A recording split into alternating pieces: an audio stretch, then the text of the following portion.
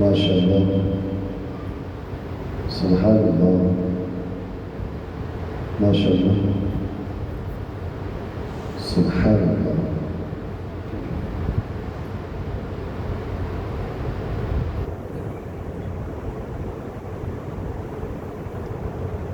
حضرات،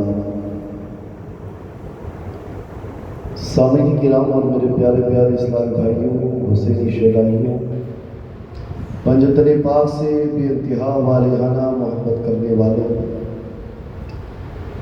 دعا بحیثیت سلام کی عرض کرتا ہوں، السلام علیکم ورحمۃ اللہ وبرکاتہ۔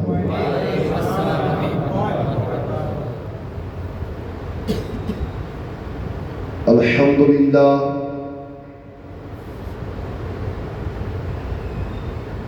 الحمدللہ حمدا کثیرا طیبا سرمدا، والصلاة والسلام على سيد المصطفى والمرتضى وعلى آله وصحابه وشهداء ملته وأولياء أمته وعلماء عظمته أجمعين وأبدا أبدا، أما بعد، فأعوذ بالله من الشيطان الرجيم، بسم الله الرحمن الرحيم، إن الدين عند الله الإسلام، صدق الله العظيم وصدق رسوله النبي الكريم، ونحن على ذلك لمن الشاهدين والشاکرین والحمد للہ رب العالمین۔ آئیے محبت کے ساتھ سب سے پہلے اپنا رشتہ رسول پاک صلی اللہ علیہ وسلم سے مضبوط کرنے کے لیے نبی ہاشمی دو جہاں سیاہ لامقام معراج کے دولہ احمد مجتبی محمد مصطفیٰ ارواحنا فدا صلی اللہ تعالیٰ علیہ وسلم کے بارگاہ مقدس اعلیٰ نور پہ بلند آواز سے جھوم جھوم کر کے درود شریف پڑھ لیجیے۔ اللہم صلی علی سیدنا مولانا محمد بارک وسلم، صلاۃ و سلام علیک یا رسول اللہ یا حبیب اللہ صلی اللہ تعالیٰ علیہ وآلہ وسلم۔ ایک بار اور نبی آل نبی کی محبت میں پڑھ لیجیے۔ اللہم صلی علی سیدنا مولانا محمد وعلی آل محمد کما بارک، صلاۃ و سلام علیک یا رسول اللہ یا حبیب اللہ صلی اللہ تعالیٰ علیہ وآلہ وسلم۔ پنجتن پاک سے محبت کرنے والے یہاں پہ حاضر ہیں۔ اللہ تبارک و تعالیٰ سے میری دعا ہے، میرے مولا ہماری حاضری کو تو اپنی بارگاہ میں قبول عطا فرما۔ یہ چوتھی شب ہے، الحمدللہ سب کے سب آ رہے ہیں۔ آپ تمام حضرات اپنی نگاہیں میری جانب کیجیے۔ میرا ایمان ہے اور ہم سب کا بھی یہی ایمان ہونا چاہیے، جہاں بھی ذکر حسین ہوتا ہے خود وہاں آقا حسین شامل ہوتے ہیں، اور جہاں آقا حسین شامل ہو جائے پھر ہمیں کسی کی ضرورت ہی نہیں پڑے گی۔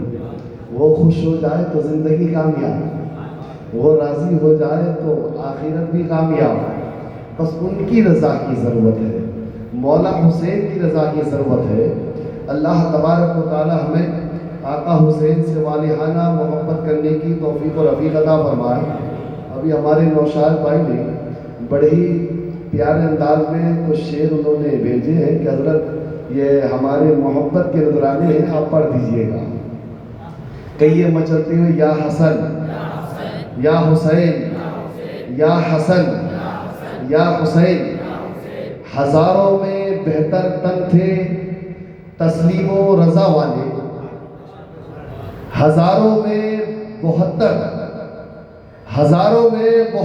تن تھے تسلیم و رضا والے، حقیقت میں خدا ان کا تھا وہ تھے خدا والے، حقیقت میں خدا ان کا تھا وہ تھے خدا والے، اور حسین ابن علی کی کیا مدد کر سکتا تھا کوئی؟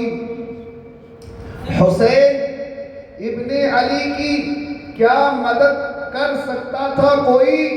وہ خود مشکل کشا تھے اور تھے مشکل کشا والے. وہ خود مشکل کشا تھے اور تھے مشکل کشا والے. اور آخری شعر کہوں کہ کسی نے وطن پوچھا تو حسین نے فرمایا. کسی نے وطن پوچھا تو حسین نے فرمایا. مدینے والے کہلاتے تھے اب ہے کربلا والے. مدینے والے کہلاتے تھے اب ہے کربلا والے. اے آقا حسین آپ کی عظمت پہ قربان. آپ جہاں بھی رہو وہ زمانہ آپ کا ہے. اے آقا حسین ہر لمحہ آپ کا ہے. اے آقا حسین شہر بڑوانی میں جتنے بھی آبادی ہے سب کا گھر آپ کا ہے. آقا حسین زمانہ آپ کا ہے, دنیا آپ کی ہے. اے آقا حسین آپ کی عظمت کو سلام. اے آقا حسین آپ کے صبر کو سلام. اے آقا حسین آپ کی بلندی کو سلام. تبھی تو محبت سے شاعر نے کہا ہے دنیا حسین کی ہے زمانہ حسین کا. دنیا حسین کی ہے, دنیا حسین کی ہے, زمانہ حسین کا. مومنوں کا دل ہے ٹھکانہ حسین کا. مومنوں کا دل ہے, مومنوں کا دل ہے. اب جو ایمان والے ہیں, جو مومن ہے وہ ٹھکانہ ہے حسین کا. اللہ اکبر کبیرہ. تبھی تو کہا جاتا ہے کہ ہر جگہ حسین کا ہے, ہر لمحہ حسین کا ہے, ہر زمانہ حسین کا ہے. تب بھی تھے حسین کے ہم, آج بھی ہم حسین کے ہیں. اور کل جب اٹھائے جائے حسینی غلام کی حیثیت سے اٹھائے تو وہاں کا بھی بیڑا پار. دنیا حسین کی ہے, زمانہ حسین کا, مومنوں کا دل ہے ٹھکانہ حسین کا. اور آل نبی کے منکر تو منہ کیا دکھائے گا, آل نبی کے منکر تو منہ کیا دکھائے گا. قبر میں جب آئیں گے نانا حسین کا, قبر میں جب آئیں گے, قبر میں جب آئیں گے, قبر میں جب آئیں گے نانا حسین کا. اللہ تبارک و تعالیٰ سے میری دعا ہے میرے مولا ہمیں خوب آقا حسین پنجتن پاک سے محبت کرنے کی توفیق و رفیق عطا فرما. ایک بار نعرہ لگے نعرہ حیدری, نعرہ حیدری. دونوں ہاتھوں کو بلند, نعرہ حیدری, نعرہ حیدری, نعرہ حیدری. لگنا چاہیے کہ حسینی بیٹے ہیں, علی والے بیٹے ہیں, پنجتن پاک سے محبت کرنے والے بیٹے ہیں. اور جب حسینی بیٹھتے ہیں نا, علی والے بیٹھتے ہیں تو چپ نہیں بیٹھا کرتے ہیں, جوش میں بیٹھا کرتے ہیں, جذبے میں بیٹھا کرتے ہیں, جنون میں بیٹھا کرتے ہیں. اور جو بھی بیٹھتے ہیں وہ سب دیوانے ہوتے ہیں. عقل رہے تب نہ, ہوش رہے تب نہ. الحمدللہ سب کچھ کھو دیتا ہے وہ انسان جو علی کی بات جب آتی ہے, علی سے محبت کی بات آتی ہے. بس اللہ تبارک و تعالیٰ سے میری دعا ہے میرے مولا ہمیں خوب مولا کائنات حضرت علی سے محبت کرنے کی توفیق و رفیق عطا فرما. آج میں نے ایک بہترین موضوع سخن جو کل میں نے جس آیت کریمہ کی تلاوت کرنے کا شرف حاصل کیا تھا, ان الدین عند اللہ الاسلام, کل بھی میں نے اسی موضوع پہ تقریر کرنے کی کوشش کی تھی. الحمدللہ حتی الامکان میں چاہتا ہوں کہ آپ تک یہ کچھ میسج پہنچے, اوپر سے نہ جائے. اللہ تبارک و تعالیٰ مجھے حق بولنے کی توفیق و رفیق عطا فرما. ہم سب کو حق سن کر اس پر عمل کرنے کی توفیق و رفیق عطا فرما. رب فرماتا ہے ان الدین عند اللہ الاسلام. اللہ نے قرآن میں بے شک دین میں مذہب اسلام سب سے زیادہ پسندیدہ مذہب ہے میرے نزدیک. یعنی اللہ کے نزدیک جو پسندیدہ مذہب ہے وہ مذہب اسلام ہے, وہ دین اسلام ہے. کیوں نہ ہو مسلمانوں, دین اسلام میں محبت جو ہے, دین اسلام میں الفت جو ہے, دین اسلام میں وقار جو ہے, جس نے اسلام کو پکڑ لیا اسے دنیا نے عزت عطا فرما دی. جس نے اسلام کے دامن کو پکڑ لیا اس نے اونچائی حاصل کر لی. جس نے اسلام کے دامن کو پکڑ لیا اس کا نام کل بھی تھا, آج بھی ہے, روز قیامت تک لینے والے لیتے رہیں گے. دین اسلام میں وہ جذبہ ہے کیونکہ دین اسلام محبت کے پیغام دیتا ہے. اسلام پھیلا ہے محبتوں سے. اللہ اکبر کبیرہ. یہ کچھ اور لوگ کہیں گے جو نئی تلواروں سے پھیلا. اب اس موضوع پہ جانا نہیں چاہتا ہوں. میں نے کہا محبت سے اسلام پھیلا ہے اور اسلام محبت کی دعوت دیتی ہے. اس لیے اے لوگوں, اے حسینیوں, تم محبت دو تو بدلے میں محبت ملے گی. محبت دو گے تو محبت ملے گی, عزت کرو گے تو بدلے میں عزت ملے گی, الفت کرو گے تو بدلے میں الفت ملے گی. اگر تم نے عزت نہ کی سامنے والے کی تو پھر تمہیں بدلے میں عزت نہیں میسر آئے گی. لوگ کہتے ہیں کہ میں بہت زیادہ جو ہے اپنے آپ میں پڑا ہو چکا ہوں تو لوگوں سے سلام کرنا بند کر دیتا ہے، پھر وہ اپنے دل میں تمنا رکھتا ہے یہ فلاں انسان مجھے سلام نہیں کرتا۔ ارے بھائی تم نے سلام کرنا بند کر دیا تو سامنے والا تمہیں کیوں سلام کرے گا؟ اپنے دلوں کو مومن بناؤ کہ تم ایمان والے ہو، اور رسول کائنات نے محبت کی تلقین فرمائی کہ محبت کرو تو بدلے میں محبت ملے گی۔ اللہ کے رسول نے بچوں سے محبت کی، اللہ کے رسول نے جوانوں سے محبت کی، اللہ کے رسول نے بزرگوں سے محبت فرمائی، اپنوں سے محبت فرمائی، غیروں سے محبت فرمائی، بدلے میں محبت کے ترانے ملے۔ جب معاف کر دیے گئے تو قرآن کی ایک سورہ مبارکہ نازل ہو گئی، اذا جاء رسول اللہ والفتح ورأيت الناس يدخلون في دين الله افواجا۔ ایک دور ایسا آئے گا جب گروہ کے گروہ لوگ ایمان میں داخل ہوتے نظر آئیں گے۔ فرماتے وہ فتح مکہ کے بعد جب آپ حجت الوداع کے موقع پہ اعلان کر رہے تھے اور فتح مکہ کے وقت آپ نے کافروں کو معاف فرما دیا تھا محبت کے بنا پہ، تو فرماتے وہ محبت وہ ادا اتنی پسند آئی لوگوں کو کہ گروہ کے گروہ جماعت کے جماعت اسلام میں لوگ داخل ہونا شروع۔ سورہ نصر کی جب آپ تفسیر پڑھیں گے قرآن پاک میں تو یہی ہے، یہ الفت کا پیغام تھا۔ رسول کائنات نے دیکھا کہ سب کو اپنی نگاہ نیچے کر لیے ہیں تو سب کو معاف کر دیے، فرماتے سب کو میں معاف کرتا ہوں۔ تو معاف کر دینا یہی تو اسلام کی جو ہے بلندی کا نام ہے۔ الحمدللہ ہمیں چاہیے کہ ہم جو ہے ایک دوسرے کو معاف کرنا سیکھیں، محبت کا پیغام دینا سیکھیں۔ لوگ کیا کہتے ہیں میں کسی کو سلام نہیں کروں گا تو بدلے میں آپ کو سلام نہیں ملنا ہے۔ اللہ اکبر کبیرہ، ایک اچھے انسان بننے کی کوشش کرے۔ ہاں ٹھیک ہے، اگر آپ کسی کو سلام نہیں کرنا چاہتے ہو اور پھر بدلے میں آپ چاہتے ہو کہ آپ کو لوگ سلام کریں، آپ کی عزت کا ایک طریقہ ہے۔ نوری صاحب آج کی تقریر میں سب سے پہلی بات میں یہی کہنا چاہتا ہوں، اگر آپ کسی کو سلام نہیں کرو گے اور آپ چاہتے ہو کہ لوگ مجھے سلام کرے، لوگ میری عزت کرے، لوگ مجھ سے محبت کرے، اس کا ایک ہی طریقہ ہے کہ آپ پھر اپنے آپ کو اللہ کے حوالے کرو۔ ایک ہی طریقہ ہے کہ خود کو اللہ کے حوالے کر دو کہ اللہ اب اٹھوں گا تو اللہ اللہ کہہ کے، بیٹھوں گا تو اللہ کے لیے، لیٹوں گا تو اللہ کے لیے، صرف عبادت، صرف عبادت، صرف ذکر الہی، صرف تسبیح الہی، صرف سبحان اللہ کی آواز۔ پھر اللہ فرماتا ہے جسے میں پسند کر لیتا ہوں، جسے میں دوست بنا لیتا ہوں، جسے میرا ولی بنا لیتا ہوں، تو پھر اس کی محبت میں دنیا والوں کے دلوں میں ڈال دیتا ہوں۔ پھر تمہیں کچھ کرنے کی ضرورت نہیں پڑے گی، پھر تمہیں کچھ کرنے کی ضرورت نہیں پڑے گی، تم بیٹھے رہو تمہاری عزت ہوتی نظر آئے گی۔ یہی حدیث بخاری ہے۔ اللہ کے رسول نے ارشاد فرمایا جب میں کسی کو اپنا ولی بنا لیتا ہوں، جب کسی کو دوست بنا لیتا ہوں تو میں کہتا ہے جبرائیل میں فلاں سے محبت کرتا ہوں، جبرائیل تم بھی محبت کرو۔ جبرائیل کہتا ہے لبیک اللہم لبیک، اے اللہ میں بھی محبت کروں گا۔ رب ارشاد فرماتا پھر دنیا والوں کے سامنے تم اعلان کر دو کہ وہ بھی اس سے محبت کرے۔ جبرائیل کہے کہ میں تو کہہ دوں گا لیکن کیا یہ آواز لوگوں کے کانوں تک پہنچ جائے گی؟ رب ارشاد فرماتے جبرائیل اعلان کرنا تمہارا کام ہے، لوگوں کے دلوں تک پہنچانا میرا کام، لوگوں کے دلوں تک پہنچانا میرا کام ہے۔ یقین مسلمانوں اسی لیے کہا گیا ہے حسینی ہو تو محبت کی تعلیم دو، ایک دوسرے سے عداوت کو دور کرو، اختلافات کو مٹا لو۔ کوئی بھی انسان ملے کئی ایسی بات نہ کہنا جس کی وجہ سے آپ کے ہاتھوں سے یا زبان سے سامنے والے مسلمان مومن بھائی، حسینی بھائی، پنجتن پاک سے محبت کرنے والوں کا دل دکھائے۔ اگر دل دکھتا ہے نا تو پھر ایک ہائی نکلتی ہے اور اس ہائی سے انسان تباہ ہو جاتا ہے، انسان کا گھر برباد ہو جاتا ہے۔ اللہ اکبر کبیرہ، ظاہر میں کہو تو بھی اس کے دل سے ایک ہائی نکلتی ہے، اور بعد میں پیچھے جا کر کے اگر کبھی بات پتہ چلے اور آپ کو پتا ہے جب اس کو لگے گی تو تکلیف پہنچے گی، پھر اس کا دل دکھے گا۔ جب دل دکھے گا تو وہ آہ رب کی بارگاہ تک پہنچتی ہے، اور جب رب کی بارگاہ تک پہنچتی ہے تو ہزاروں کے گھر تباہ ہو جاتے ہیں۔ لوگ کہتے ہیں نماز پڑھتا ہوں برکت نہیں ملتی، لوگ کہتا ہے میں صدقہ دیتا ہوں برکت نہیں ملتی ہے، میرے گھر میں آبادی نہیں ہے، میرے رزق میں برکتیں نہیں ہے۔ تو کہا گیا ہے کسی کے دل کو دکھانے سے بچو، کسی کو تکلیف دینے سے اپنے آپ کو بچاؤ۔ یہ اسلام کی تعلیم ہے، یہی دین مذہب اسلام ہے۔ ارشاد فرمایا کہ مذہب اسلام اس کی تلقین دیتی کہ ان الدین عند اللہ اسلام، اور جس نے اسلام کو پکڑ لیا وہ مسلمان ہے، اور جو اس میں بہتر ہو گئے، جو کامیابی کے ساتھ پکڑا، دامن مصطفیٰ کے ساتھ پکڑا، اسے مومن کہا جائے گا۔ اور پھر مومن جب بن جائے تو اللہ پھر قرآن میں آیت نازل فرماتا ہے یا ایھا الذین آمنوا ادخلوا فی السلم کافہ۔ رب فرماتا ہے اے مومنو ابھی مکمل نہیں ہو، مکمل طور پہ تم اسلام میں داخل ہو۔ اسلام قبول کیا مسلمان ہے، اس کے بعد رسول کائنات نے مکمل ایمان رکھا مومن ہوا۔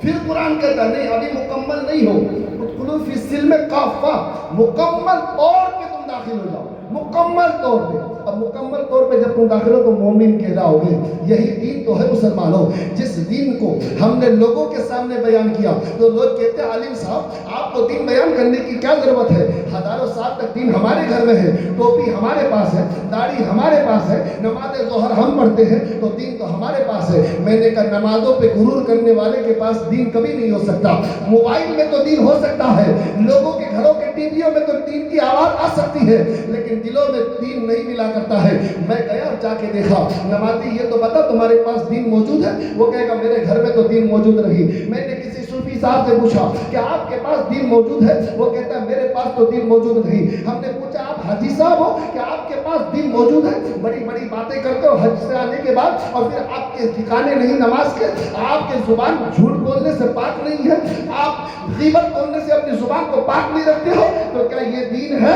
حاجی صاحب کہیں گے میں حج کر کے تو آیا لیکن دین میرے پاس نہیں ہے۔ صوفی صاحب کہتے ہیں میں دنیا والوں کے لیے صوفی ہوں لیکن میں کنایہ طور پر صوفی نہیں ہوں، اس لیے دین میرے پاس نہیں ہے۔ میں نے کہا پھر دین ملے گا تو کہاں ملے گا؟ میں نے اپنے استاد سے پوچھا، میں نے کہا حضرت آپ بتا دیجئے دین کہاں پہ ہے؟ فرماتے معلوم تو ہے دین کا پتہ لیکن میں تمہیں بتاؤں گا نہیں، اس لیے آگے پوچھو۔ میں نے کہا میرے پیر و مرشد کے بارگاہ میں عالم محبت نے پوچھ لیا سرکار یہ تو بتا دیجئے دین کہاں پہ ہے؟ تو میں سرکار جواب دیتے ہیں، فرماتے ہاں دین کا مجھے پتہ تو معلوم ہے لیکن میں بتاؤں گا نہیں۔ اگر پوچھنا چاہتے ہو تو جاؤ، ہندوستان میں جب بھی مصیبتیں آتی ہیں، ہندوستان کی زمین پہ جب ایمان والے تکلیف میں ہوتے ہیں، مسلمان جب تکلیف میں ہوتے ہیں، بے چینی میں ہوتے ہیں، تو سب کی نگاہیں یا خواجہ بولتی ہے، نگاہیں یا خواجہ بولتی ہے۔ جاؤ خواجہ کے بارگاہ میں جا کے پوچھ لو کہ دین کہاں پہ ہے، دین کہاں ہے، وہ بتا دیں گے۔ میں بڑے ادب سے پوچھا سرکار آپ غریب نواز ہو، آپ سرکار ہندوستان ہو، آپ ہندل ولی ہو، آپ مہاراجہ ہو، آپ بادشاہوں کا بادشاہ ہو، یا غریب نواز آپ تو بتا دو کہ دین کہاں ملے گا؟ تو میرے غریب نواز نے جواب دیا شاہ ہست حسین، بادشاہ ہست حسین، دی ہست حسین دی پناہ۔ نعرہ تکبیر، نعرہ رسالت، نعرہ حیدری، خواجہ کا ہندوستان، خواجہ کا ہندوستان۔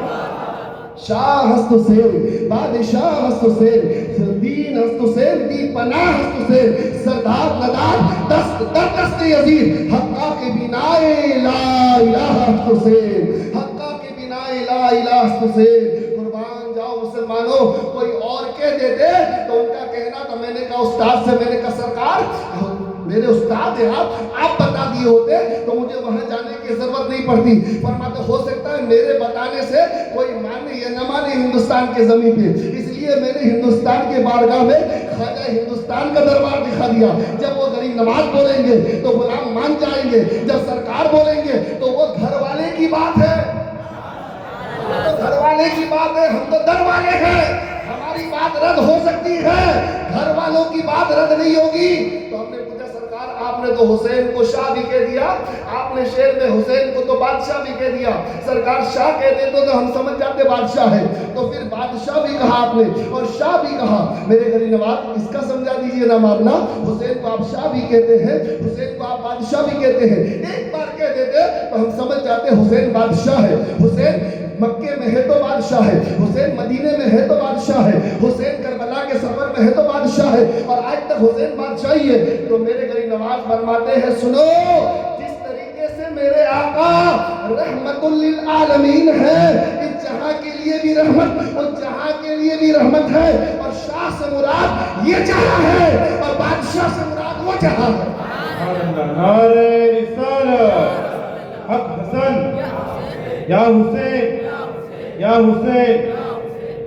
یہاں کے لیے بھی بادشاہ حسین ہے، وہاں کے لیے بھی بادشاہ حسین۔ کون؟ گھر والے بتا رہے ہیں، کون؟ غریب نواز بتا رہے ہیں، آل رسول بیان کر رہے ہیں، اولاد حسن بیان کر رہے ہیں۔ کیا فرماتے ہیں کہ شاہ حسین، بادشاہ حسین، حسین شاہ بھی ہے، حسین بادشاہ بھی ہے، حسین اس دور کے لیے بھی بادشاہ ہے، اس دور کے لیے بھی بادشاہ ہے۔ تبھی تو میرے آقا فرماتے ہیں میرے حسین جوانے جنت جوانوں کے سردار ہیں، اگر کسی کو جنتی انسان دیکھنا ہو وہ میرے حسن کو دیکھ لے، میرے حسین کو دیکھ لے۔ اللہ اکبر کبیرہ۔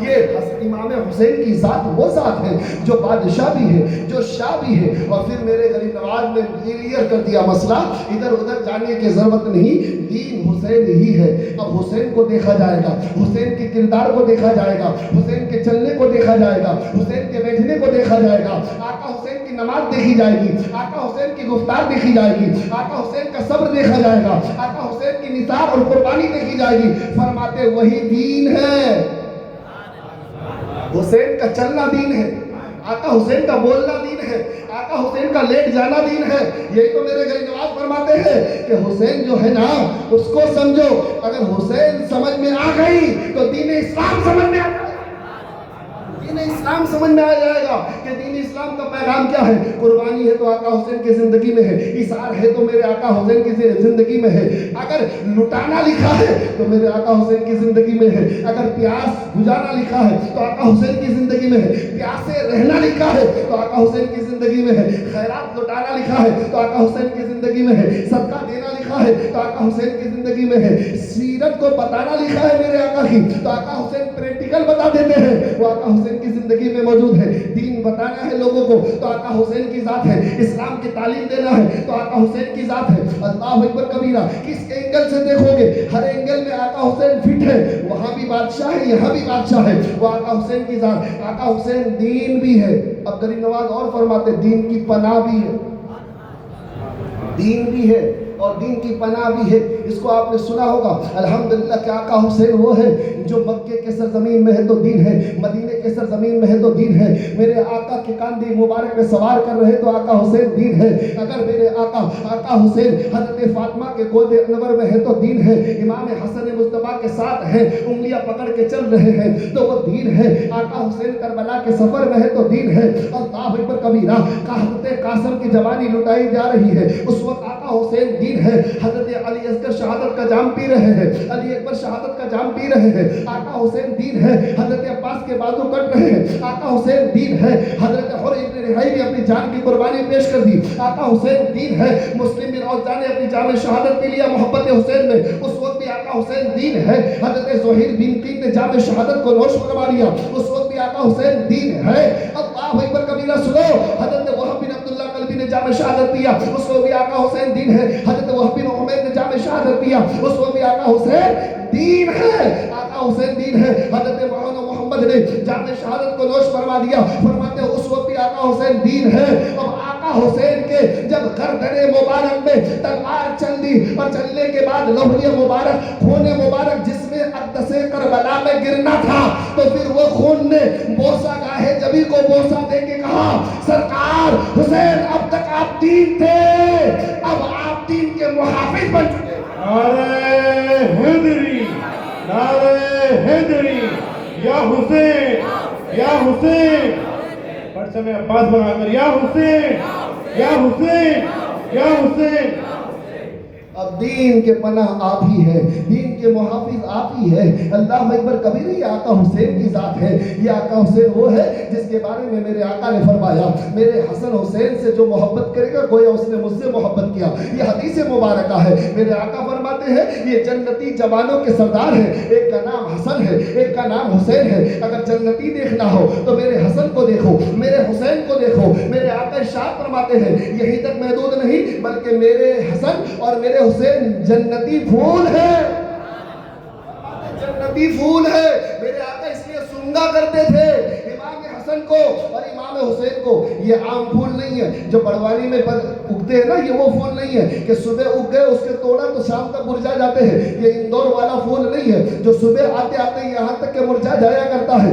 یہ وہ پھول نہیں جو دہلی کے سرزمین میں ہو جو صبح ہو شام کو مرجھا جائے۔ یہ وہ نہیں جو میرٹھ کی سرزمین میں ہو صبح ہو شام کو جو ہے مرجھا جائے۔ یہ بنگال والے جو ہے الحمدللہ پھول نہیں ہے، یہ بہار کے رہنے والے پھول نہیں ہے جو صبح اگے اور اسے توڑ لیا جائے تو شام کو مرجھا جائے۔ یہ وہ پھول ہے جو علی کے لال ہے، یہ وہ پھول ہے جو نبی کون و مکہ کے جسم کا ٹکڑا ہے۔ یہ پھول ہے جو مکے میں ہے تو مہک رہے ہیں، مدینے میں ہے تو مہک رہے ہیں، کربلا میں ہے تو مہک رہے ہیں، اور مہکتے مہکتے جب جسم کے کٹ کے قطرے قطرے ہو کے جدا جدا ہو گئے اور بکھر گئے تب بھی مہک رہے ہیں۔ تو اعلیٰ حضرت فرماتے ہیں کتنے مہکے ہوئے ہیں مدینے کے پھول، کتنے مہکے ہوئے ہیں مدینے کے پھول، کربلا تیری قسمت پہ لاکھوں سلام۔ نعرہ رسالت، نعرہ رسالت، کربلا تیری قسمت پہ لاکھوں سلام۔ کتنے بکھرے ہوئے ہیں، کتنے مہکے ہوئے ہیں مدینے کے پھول، اگر بکھر گئے تب بھی مہک رہے ہیں۔ آج ہمارے دلوں میں مہک رہے آقا حسین، ہماری زندگی میں مہک رہے آقا حسین۔ یہ تو کرم کی بات ہے کہ ہم اتنا کہہ دیتے ہیں، کیونکہ ہم محفل میلاد میں بیٹھے ہیں، محفل پنجتن پاک میں بیٹھے ہیں، جتنے بھی یہاں بیٹھے ہو اتنے وقت تک یہ تو کہہ سکتے ہو ہمارے دلوں میں مہک رہے آقا حسین، آج ہمارے گھروں میں مہک رہے آقا حسین۔ اگر قرآن کی تلاوت ہو رہی ہے تو پتہ چلا ہمارے گھر میں آقا حسین مہک رہے ہیں۔ آج اگر ہماری زبی ہماری پیشانی سجدے کے لیے تڑپ رہی ہے تو سمجھ لو آقا حسین ہماری پیشانی میں مہک رہے ہیں۔ اللہ اکبر کبیرہ۔ اگر مسجدوں کے میناروں سے اذان کی آواز آ رہی ہے تو سمجھ لو وہاں پہ آقا حسین مہک رہے ہیں۔ اگر مسجد آباد ہے تو یہ سب آقا حسین کا صدقہ تو ہے مسلمانوں، جس کے ذریعے سے اسلام ہم تک پہنچا، دین ایمان ہم تک پہنچا، یہ آقا حسین کا صدقہ ہے۔ آقا حسین سے محبت کرنے والوں، یہ آقا حسین کو آخر کون سے مسئلے ایسے ہوئے جس کی وجہ سے آقا حسین پہ ظلم کیا گیا؟ آقا حسین کے سامنے دو باتیں تھیں، یا تو یزید کے ہاتھ میں ہاتھ دے دیا جائے، نہیں تو ورنہ اپنے آپ کو ان کے سامنے قربان کر دیا جائے، اسلام کے حق کے لیے قربان کر دیا جائے۔ یہ کون سا مرحلہ تھا؟ یہ 60 ہجری اٹھا کر کے دیکھو مسلمانوں، میری بات آپ تک 37 ہجری تک بات ہوئی تھی، کل کی تقریر میں 37 ہجری غالباً تک 37 ہجری تک آپ کے سامنے میری بات ہوئی تھی۔ کتنی؟ 37 ہجری۔ 10 ہجری وہ جو رسول کائنات پیدا کیے، اس کے بعد پھر جو ہے 30 ہجری، تو 30 میں سے جو ہے یہ 37 ہجری، یعنی 10 اور 30 40 میں سے 3 کم کر تو 37 ہجری، 36 ہجری تک آپ کی بات ہماری مکمل ہو گئی تھی۔ اب 37 ہجری کا یہ معاملہ ہوا کہ آپ تمام حضرات بغور سماعت کیجئے، انشاءاللہ کچھ لمحہ آپ کے سامنے وہ باتیں بیان کروں گا۔ اللہ تبارک و تعالیٰ سے میری دعا ہے میرے مولا مجھے حق بولنے کی توفیق و رفیق عطا فرما، ہم سب کو اس پر عمل کرنے کی توفیق و رفیق عطا فرما۔ میں نے کہا تھا جنگ جمل ہے، اس میں بھی حق ہے تو وہ علی ہے، حق ہے تو وہ علی ہے، اور جنگ صفین ہے اگر وہاں علی ہے تو وہ علی ہی حق ہے، فرماتے یہ بھی ہے۔ اور ہمارا ایمان تو یہاں تک ہے، علی جہاں بھی ہو وہ حق، وہ حق پہ، علی جہاں بھی ہو، جس مرحلے میں ہو، علی حق پہ ہے۔ یہی تو ہوا تھا غدیر خم کے موقع پہ۔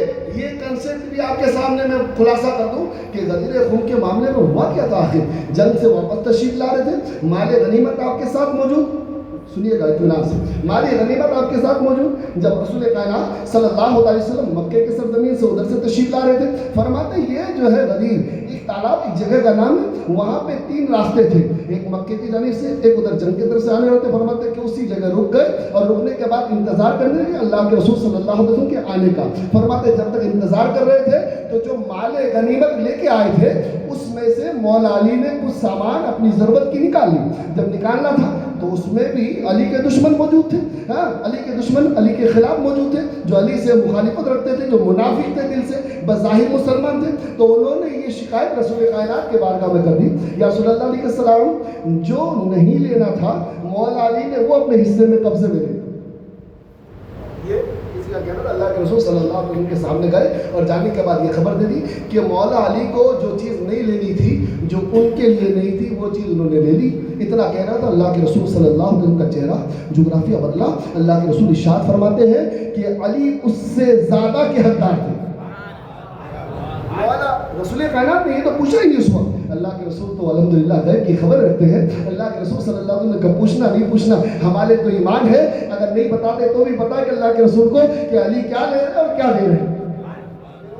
وہ چیز لے لیے جو ان کے حق میں نہیں تھا، ان کو لینا نہیں چاہیے تھا۔ اللہ کے رسول صلی اللہ علیہ وسلم نے ارشاد فرمایا، فرماتے جو علی نے لیا وہ اس سے زیادہ کا حقدار ہے، اور وہ اگر پورا بھی لے لے تو وہ اسی کے لیے ہے، اگر پورا بھی لے لے تو وہ اسی کے لیے ہے۔ تو پھر بھی یہ بات مکمل نہیں ہوئی، یہ تو ایک کے ساتھ تھی، تو ایک نے اپنی بات رکھ دی تھی۔ کوئی انسان ایسا ہوتا ہے جو دل میں رکھتا ہے، کینے کو دل میں بھر کے، اور کوئی کیا ہوتا ہے کہ بول دیتا ہے۔ دو طریقے سے، کئی طریقے کے لوگ ہوتے ہیں، لیکن 2 کوالٹی میں بیان کر رہا ہوں۔ ایک کوالٹی یہ کہ دل میں رکھ لینا اور زمانے تک رکھنا۔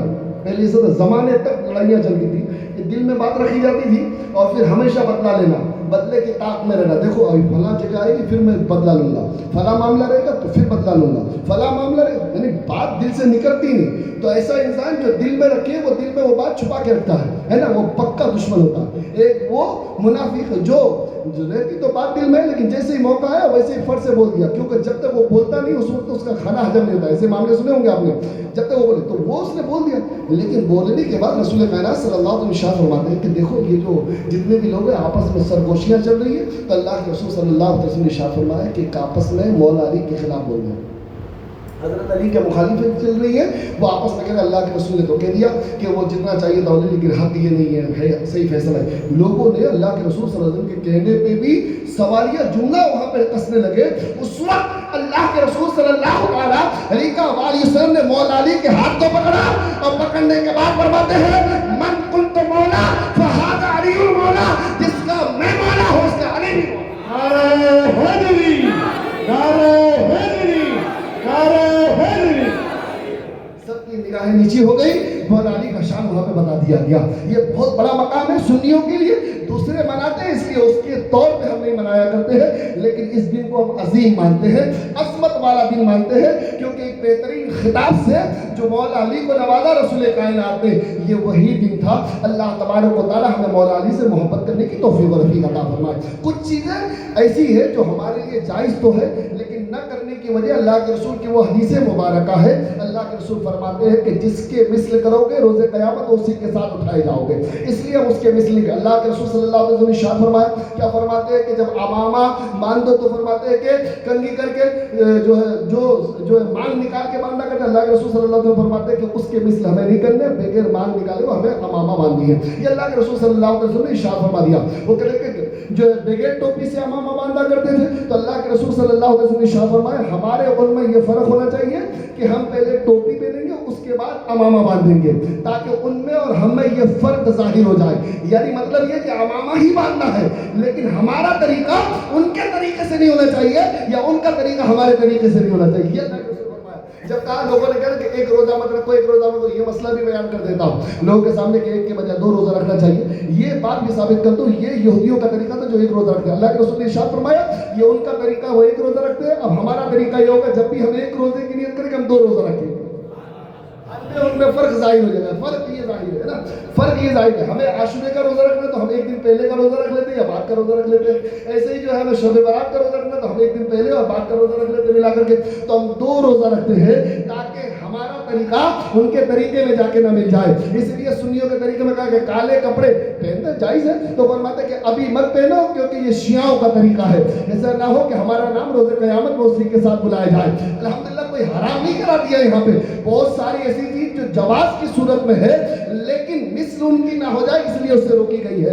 اللہ تبارک و تعالیٰ اس پر ہمیں عمل کرنے کی توفیق عطا فرمائے. ایک بار محبت کے ساتھ جھوم کے درود شریف پڑھیے. اللہم صلی علی سیدنا محمد بارک وسلم صلاۃ والسلام علیک رسول اللہ یا حبیب اللہ صلی اللہ تعالی علیہ وسلم. ایک طرف مولا کائنات حضرت علی کی ذات ہے جو دار الخلفاء آپ کی اس وقت کوفے کے سرزمین میں ہے. ایک بہت بڑی طاقت جو اپوزٹ میں کھڑی تھی ان کا نام حضرت امیر معاویہ کی ذات ہے. امیر معاویہ ابو سفیان کے بیٹے ہیں. امیر معاویہ حضرت ہندہ کے بیٹے ہیں. امیر معاویہ کاتب وحی بھی ہے. امیر معاویہ ایک عظیم صحابی رسول بھی ہے.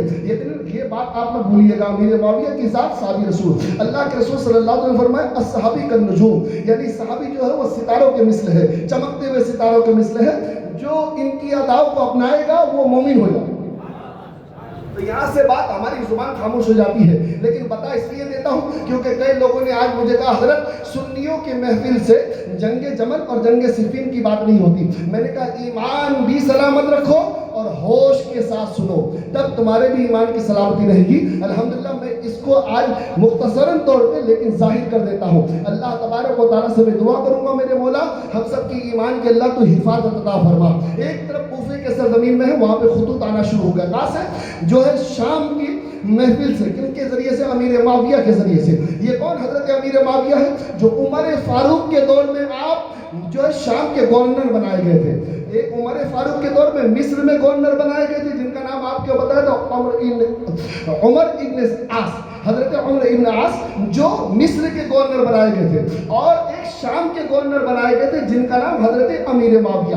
یہ دونوں آپس میں بڑی ان کی اچھی دوستی تھی. جب ان کو حضرت عثمان غنی نے معذور کر دیا, اس کے بعد عمرو بن عاص یہ حضرت امیر معاویہ کے ساتھ ہو گئے. بڑی محبت اچھی تھی, دوستی اچھی تھی. فرماتے انہوں نے اپنی چالاکی کے ساتھ, ایک صحابی رسول حضرت عمرو بن عاص ہے نا, اس کو بھولیے گا مت, الحمدللہ, لیکن شاطر و چالاکی بڑی بہت زیادہ اعلیٰ طبقے کی تھی ان کی. سیاست میں ان کا وہاں پہ شام کے میدان میں ان کا ہاتھ پکڑنے والا کوئی نہیں تھا. ان کا نام عمرو بن عاص کی ذات ہے, جو صحابی رسول بھی حضرت عمرو بن عاص. انہوں نے ارشاد فرمایا کہ حضرت امیر معاویہ ایک کام کیجئے, آپ خط لکھ دیجئے مولا علی کی ذات کو, کیونکہ آپ کے مقابلے میں کوئی ہے تو وہ علی کی ذات ہے, اور آپ بھی دعوے دار ہو امیر المومنین کے. لیکن حضرت امیر معاویہ پہ یہ تعین کرنا کہ اس وقت تک کہ علی جب تک خلافت کے منصب میں رہے, سنیوں کے بڑے اکابرین کی کتاب میں یہ موجود ہے کہ امیر معاویہ نے کبھی بھی اپنے آپ کو خلیفہ کہہ کے ظاہر نہیں کیا. لیکن یہ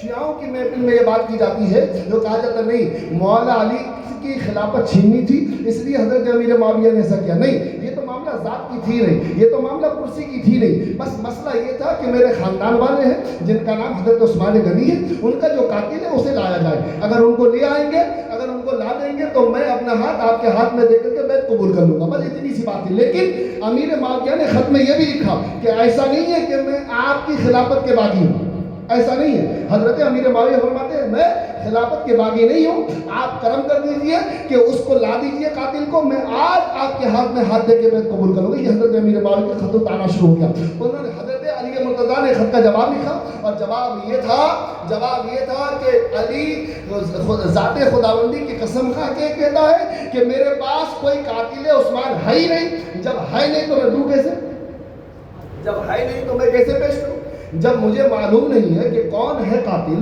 تو میں کیسے پیش کروں گا, نہ ہی اسلام کے ضابطے کے ساتھ پتا ہے. اب خط و خطابت کا جب معاملہ بہت زیادہ عروج پہ ہو گیا تو بات یہاں تک آ گئی کہ آپ سے اب ہم جنگ کریں گے, اگر نہیں مانتے تو آپ سے ہم جنگ کریں گے.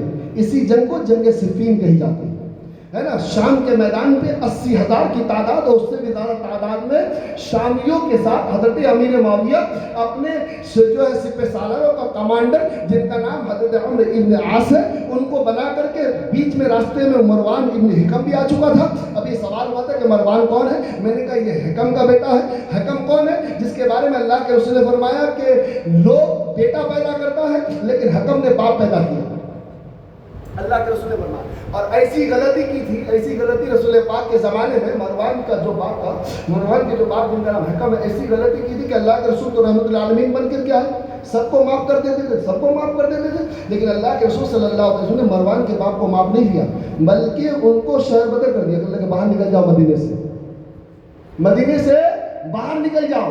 جب رسول کائنات کا دور کے بعد, آپ کے پردہ کے بعد جب ابو بکر صدیق کا دور آیا تو حکم نے کہا میں اندر آ جاؤں. فرماتے نہیں, رسول کائنات نے تمہیں باہر کیا, میں بھی باہر ہی رکھوں گا. حضرت عمر فاروق کا دور آیا, اس میں بھی التجا پر التجا کی گئی مروان کی جانب سے کہ میرے باپ کو اندر داخل کر لیجیے, اندر داخل کر لیجیے. کہا نہیں کیا جائے گا کیونکہ رسول کائنات نے شہر بدر کر دیا. کہیں نہ کہیں یہی بدلہ لینا تھا. یہ سازشیں کہیں نہ کہیں یہیں سے چلی آ رہی تھی. یہ میں مد گمان اعلیٰ تعلیم اور ریسرچ کے مطابق یہ بات آپ کے سامنے پیش کر رہا ہوں. یہ تمام سازشیں تھی, یہ سیاستیں تھی. مروان ابن حکم بھی اسی میں شامل ہو گیا, اور یہ 80,000 کی تعداد جو ہے حضرت امیر معاویہ کے ساتھ. ادھر بھی مولا علی نے کوفے کے سرزمین عراق کی بڑے سپہ سالاروں کے ساتھ آپ کوفے کی سرزمین سے مقام نہروان ایک جگہ ہے, وہاں پہ جا کر کے آمنا سامنا ہوئے. فرماتے انہوں نے ادھر پڑاؤ ڈال دیا, انہوں نے ادھر پڑاؤ ڈال دیا, اور پانی سامنے موجود. فرماتے ہیں کہ اب تک محبت شامل حال, ادھر بھی صحابی تھے, ادھر بھی مسلمان تھے, ادھر بھی نمازی تھے, ادھر بھی نماز پڑھنے والے تھے. یہاں تک کہ مولا علی فرماتے ادھر جو ہے وہ بھی جنتی ہے, ادھر جو ہے وہ بھی جنتی ہے. اب فیصلہ ہم کیسے کریں گے؟ مولا علی جو فرما رہے ہیں اور مولا علی جو کہہ دیے وہی حق ہے.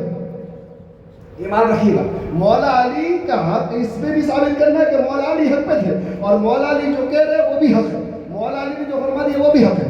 اب یہ بات کب کی تھی؟ ربیع الاول کا مہینہ, آپ تو جانتے ہو نا ربیع الاول کا مہینہ. اس کے بعد کے مہینے شاید سب کو یاد نہیں ہے. ربیع الاول کے بعد ربیع الاخر کا مہینہ آتا ہے, پھر اس کے بعد جمادی الاولیٰ کا مہینہ آتا ہے, اس کے بعد جمادی الاخریٰ کا مہینہ آتا ہے. فرماتے جمادی الاولیٰ کے پہلی تاریخوں میں یہ مقام نہروان میں پہنچ چکے تھے. پہنچنے کے بعد جمادی الاولیٰ میں تمام خط و خطابت چلتی رہی. فرماتے ہیں کہ جو ہے صلح کر لی جائے گی, صلح کریں گے. فرماتے ایک مہینہ گزر گیا, وہیں پہ ایک مہینہ گزر گیا. عالم اسلام کی ایک بہت بڑی جنگ جسے جنگ صفین کہی جاتی ہے، جس میں 70,000 مسلمانوں نے جام شہادت کیا. ایک دو نے نہیں، بہت بڑی بات تھی یہ جنگ صفین کی، بہت بڑی بات. فرماتے ادھر کی بھی تعداد بے انتہا، جس میں آقا مولا علی کے ساتھ حضرت عباس بھی تھے، حضرت حمزہ بھی تھے، حضرت امام حسن بھی تھے، حضرت امام حسین بھی تھے، حضرت عون بھی تھے. اللہ اکبر کبیرہ. آپ کا خود کا پورا گھرانہ وہاں پہ موجود تھا. یہ جنگ صفین کا مرحلہ. اور ادھر بھی صحابی رسول کی تعداد تابعین کے ساتھ. اور آپ کا جو کمانڈر تھا جن کا نام مالک اشتر تھا، اور مالک اشتر اتنے بہادر تھے کہ جنگ جمل میں آپ کی آنکھوں کا کنارہ میں جو ہے ایک ایسی چوٹ لگی تھی جس کی وجہ سے آپ کو دیکھنے میں تکلیف ہوتی تھی. آپ نے پٹی وہاں پہ لگا رکھی تھی، اس کے باوجود مولا علی فرماتے ہیں کہ میرے سپاہیوں کا جو کمانڈر ہوگا اس کا نام مالک اشتر ہی. اور آپ جھکی ہوئی کمر کے ساتھ چلتے تھے، اس کے باوجود آپ پہ اتنا بھروسہ. اور مولا علی جس پہ بھروسہ کرے تو اس کی طاقت کا عالم کیا ہو. مولا علی جس پہ بھروسہ کرے اس کا نام مالک اشتر.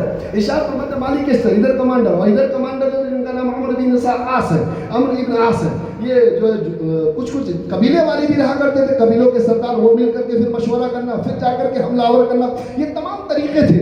جمادی الاولیٰ، اب جمادی الاخریٰ کا مہینہ بھی گزر گیا، اب رجب کا مہینہ آ گیا. یہ رجب اب وہی ہے، پانی ایک دوسرے سے پی رہے ہیں، ایک دوسرے سے بات بھی ہو رہی ہے، صلح کی باتیں بھی چل رہی ہے، سب ہو رہے ہیں آپس میں. خط و خطابت کا بھی معاملہ چل رہا ہے. مولا علی امیر اولیاء سے اتنی ملاقات نہیں ہو رہی ہے، بیچ والے ملاقات کرتے جا رہے ہیں، خط لاتے جا رہے ہیں، لے جاتے جا رہے ہیں. اتنی ہمت حضرت امیر معاویہ کے پاس نہ تھی کہ اس وقت بالظاہر مولا علی کا مقابلہ آمنے سامنے کرے. اس لیے آپ نے خط و خطابت کا معاملہ رکھا. عمرو بن عاص جانتے تھے کہ اگر امیر معاویہ مولا علی کے مکمل سامنے ابھی آ گئے تو وہ ابھی اپنی ہتھیار رکھ دیں گے. اور یہ بیچ والے چاہتے نہیں تھے. یہ سبعی جو جماعت تھی وہ اس وقت بھی تھی. عبداللہ ابن سبا کی جو سازشات تھے، جو جنگ جمل میں معاملہ موجود، جو مدینے کی سرزمین میں، ان میں بلوائیوں میں وہ بھی شامل حال تھے. وہ صفین کی سرزمین پہ وہاں پہ بھی موجود تھے. تو انہوں نے کہا کہ رجب کا مہینہ، اور رجب کا مہینہ جو ہے یہ حرمت والا مہینہ ہے. اسلام میں اس میں جنگ حرام ہوتی ہے. کہا گیا کہ یہ رجب کا مہینہ ہے، اب اس مہینے میں جنگ نہیں ہوگی کیونکہ یہ حرمت والا مہینہ ہے. اب حرمت والے مہینہ مطلب عزت والا مہینہ، مطلب تعظیم والا مہینہ، مطلب برکت والا مہینہ. اس مہینے میں جنگ روک دی جائے گی. اب خط و خطابت چلتا رہا، نمازیں ہوتی رہی، پورا کا پورا رجب کا مہینہ گزر گیا. جمادی الاولیٰ، جمادی الاخریٰ، رجب، یہ 3 ماہ گزرنے کے بعد سازشیں بیچ میں چلتی رہی اور شعبان کی پہلی تاریخ سے جنگ شروع ہو گئی. اللہ اکبر کبیرہ. جنگ یہ شروع ہوئی کہ ادھر بھی مسلمانوں کی لاتعداد جو ہے سپاہی جو ہے شہید ہوتے رہے، ادھر بھی لاتعداد جو ہے سپاہی شہید ہوتے رہے. شہادت کے جام اس طرح سے لوگوں نے پیا. تو فرماتے یہ ہے کہ ادھر کے صحابی جو کمانڈر تھے وہ کہتے تھے ایک دن کے لیے جنگ روک دو کیونکہ لاشوں کو اکٹھا کرنا. تعداد بڑھتی چلی گئی. اس وقت مالک اشتر تک جب تلوار پہنچی اور مالک اشتر جام شہادت ملی ہے تو مولا علی فرماتے ہیں اب ہمارے خاندان میں کوئی نکلے گا. اس میں سے کون ہے سپہ سالار؟ تو قریب نام کا ایک پہلوان تھا جو شامی پہلوانوں میں سے گنا جاتا تھا، جن کی تلوار ایک بار میں ہزاروں کو لڑا دیتی تھی. وہ قریب انسان جو شامیوں کی جانب امیر معاویہ کی جانب سے آیا ہوا تھا، اس نے کہا کوئی ہے علی جو تمہارے گھرانے کا ہو، تم میں سے ہو اور میرا مقابلہ کرے. حضرت مولا علی کو جلال آیا. حضرت مولا علی فرماتے علی کے بیٹے آگے بڑھو. جب آپ نے جملہ بولا تھا اے علی کے بیٹے آگے بڑھو تو آقا امام حسن مجتبیٰ کھڑے ہوئے اور کھڑے ہو کے آپ نے فرمایا کہ آپ ہمیں اجازت دیجیے. مولا علی فرماتے ہیں حسن تم نے صحیح سے سنا نہیں، میں نے کہا علی کے بیٹے آگے بڑھو. مطلب یہ کہ اللہ کے رسول نے یہ فرما دیا کہ میرے بیٹے کا نام حسن حسین ہے، اب میرے بیٹے جو ہے علی کے جو بیٹے وہ آگے بڑھے. تو فرماتا اس میں کھڑے ہونے والی ذات حضرت عباس کی تھی. حضرت عباس کی تھی. اور حضرت عباس کو قمر و بنی ہاشم کہا جاتا ہے، یعنی بنو ہاشم کے چاند کا نام حضرت عباس ہے. اور حضرت عباس دکھتے تو جو وہ مولا علی کی طرح دکھتے. صاحب علی اللہ نے جسے پیدا کیا اس کا نام حضرت عباس ہے. پہلی جنگ میں حضرت عباس کی فرماتے سرکار آپ مجھے اجازت دے دیے. مولا علی فرماتے پہلی بار جنگ میں جا رہے ہو اس لیے تلوار میں دوں گا، میری تلوار لو، پگڑی میں پہناؤں گا، زرہ میں لگاؤں گا، کرتا میں پہناؤں گا. پہنانے کے بعد ارشاد فرمایا تاریخ نے بتایا گویا یہ کہ علی کو تیار کر رہے تھے. علی کو تیار کر رہے تھے جن کا نام حضرت عباس ہے. فرماتے حضرت عباس جب باہر تشریف لائے تو فرماتے اپنے چہرے مقدس کو چھپا لیے, صرف آنکھیں دکھ رہی تھی. اور مولا علی بچپن سے ہی طویل تھے, قد میں لمبے تھے, اور ان کے جو ہے لمبا ہونے کی وضاحت جب حدیث میں آیا تو یہ کہا کہ آپ کھڑے کھڑے اونٹ کے پشت پہ اپنا ہاتھ رکھ دیا کرتے. اس طریقے سے آپ کی بلندی تھی اور آپ کے طاقت کا یہ عالم. اگر ایک جملہ بولوں تو یہ ہے کہ حضرت عباس اپنے پیر کے انگوٹھی سے پتھر پہ نام لکھ دیا کرتے. کوئی حضرت عباس کی طاقت کے بارے میں کوئی مشاہدہ کر سکتا کہ حضرت عباس کی طاقت کا عالم کہ پتھر کتنی سخت تھی جس کو توڑا جائے ہتھوڑے سے, وہاں سے آپ انگوٹھے, پیر کے انگوٹھے سے, انگلیوں سے کھرید کے نہیں, فرماتے پیر کے انگلی سے آپ نام لکھ دیا کرتے تھے یہ حضرت عباس کی ذات ہے. حضرت عباس نے فرمایا آپ اجازت دیجئے. آپ نے تلوار لی اور آگے بڑھے. یہ عباس کون ہے؟ یہ شیر کے نام ہے, شیر کے. الحمدللہ فرماتے یہ شیر کے ناموں میں سے ایک کا نام عباس ہے, ایک کا نام حمزہ ہے, اور ایک کا نام حیدر ہے. ارشاد فرماتے یہ کون سے شیر ہے جس میں عربی لغت میں جب کہا گیا کہ شیر جب سستائے اور گھور کے دیکھے اسے حمزہ کہا جاتا ہے, جو دیکھے اسے حمزہ کہا جاتا ہے, اور جب شیر گھرا کر کے جب پٹ مارے تو اسے عباس کہا جاتا ہے, اور جب شیر پلٹ پلٹ کے مار کر اسے حیدر کرار کہا جاتا ہے. نعرہ حیدری, نعرہ حیدری, نعرہ حیدری. تمام ذاتیں وہاں پہ موجود. فرماتے سرکار آپ اجازت دیجئے. حضرت عباس گھور دے کسی کو, نگاہوں سے صرف گھور دے تو سامنے والے کو پسینہ آ جاتا تھا. قریش سامنے آیا, قریش جب سامنے, اس نے کہا ایک بچے کو بھیجا گیا میرے مقابلے, میں تو پہلوان ہوں. جب قریب آیا فرماتے تم کون ہو, اپنا نسب نامہ بیان کیا, اور جب اپنا نسب نامہ بیان کیا تو قریش نے کہا کہ میں تمہارے مقابلے میں لڑنے والا نہیں. حضرت عباس نے اپنے ہاتھ سے آگے اس کے پنجے کو پکڑا, اور جیسے ہی پنجے کو پکڑا تو اسے زمین پہ لا دیا, اور لانے کے بعد اس کے گردن پہ اپنے پیر سے دبایا, اور دبانے کے بعد کہا دیکھو یہ علی کے گھرانے کی توہین ہے جو نہتے پہ حملہ کرے, اس لیے تمہیں میں اجازت دیتا ہوں کھڑے ہو جاؤ, میرے مقابلے کرو, میرا مقابلہ کرو. قریش میں اتنی طاقت نہ تھی کہ حضرت عباس سے مقابلہ کرے.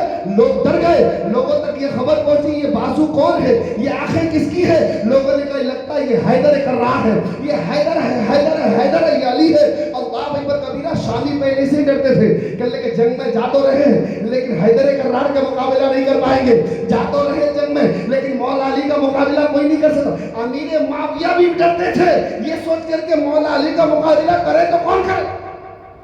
تاریخ بتائی جاتی ہے آمنا سامنا کرنے سے, لیکن عمرو بن عاص جو کہا کرتے تھے نہیں کچھ نہیں ہوگا, یہ تو جنگ ہے. شامی بڑے بڑے جنگ جو ہمارے سامنے موجود ہے, یہ جو ہے ادھر مروان تھا جس نے اپنی چالاکیوں سے کیس بیٹھا تھا کہ نہیں نہیں کہیں نہیں ہوتا, یہ تو تمام چیزیں ہیں, بڑے بڑے ہمارے پاس 30 مار ہے جو بڑی بڑی طاقتوں کے مالک ہیں, لڑنے کے لیے آمادہ ہے. ادھر مولا علی نے جیسے ہی دیکھا مالک اشتر جو ہے ادھر شہید ہوئے ہیں, حضرت عباس کو بلایا گیا, اے عباس رک جاؤ. مولا علی اب اپنے ہاتھ میں تلوار لیتے بغیر ذرا پہنے ہوئے, بغیر پوشاک کے لباس پہنے ہوئے مولا علی باہر نکلتے ہیں. جب مولا علی باہر نکلے حیدر کرار کی نگاہوں کو دیکھا, المختصر شامی لشکروں میں تہلکہ مچ گیا کہ اب حیدر کرار آ چکے ہیں, اب ان کا مقابلہ کوئی نہیں کر سکتا. اب بھاگنا شروع ہو گئے. مولا علی فرماتے آگے آؤ, اب شمشیر ذوالفقار سامنے ہے. مولا علی کی فرماتے آپ چلانے کے لیے آگے بلاتے آگے آؤ, اگر تم مجھ سے مقابلہ کرنا چاہتے ہو آگے آؤ. فرماتے کسی میں دم نہیں کہ وہ آگے بڑھے. حضرت مولا کائنات فرماتے تلوار اٹھاتے گئے, ایک ایک کر کے سر قلم کرتے گئے, جدھر جاتے تھے وہاں حدر گمت جاتی تھی. عمرو بن عاص نے کہا اب کیسے بچایا جائے, اب کیسے جنگ کو روکا جائے. فرماتے حضرت مولا علی جب کاٹنا شروع کیے تو بے حساب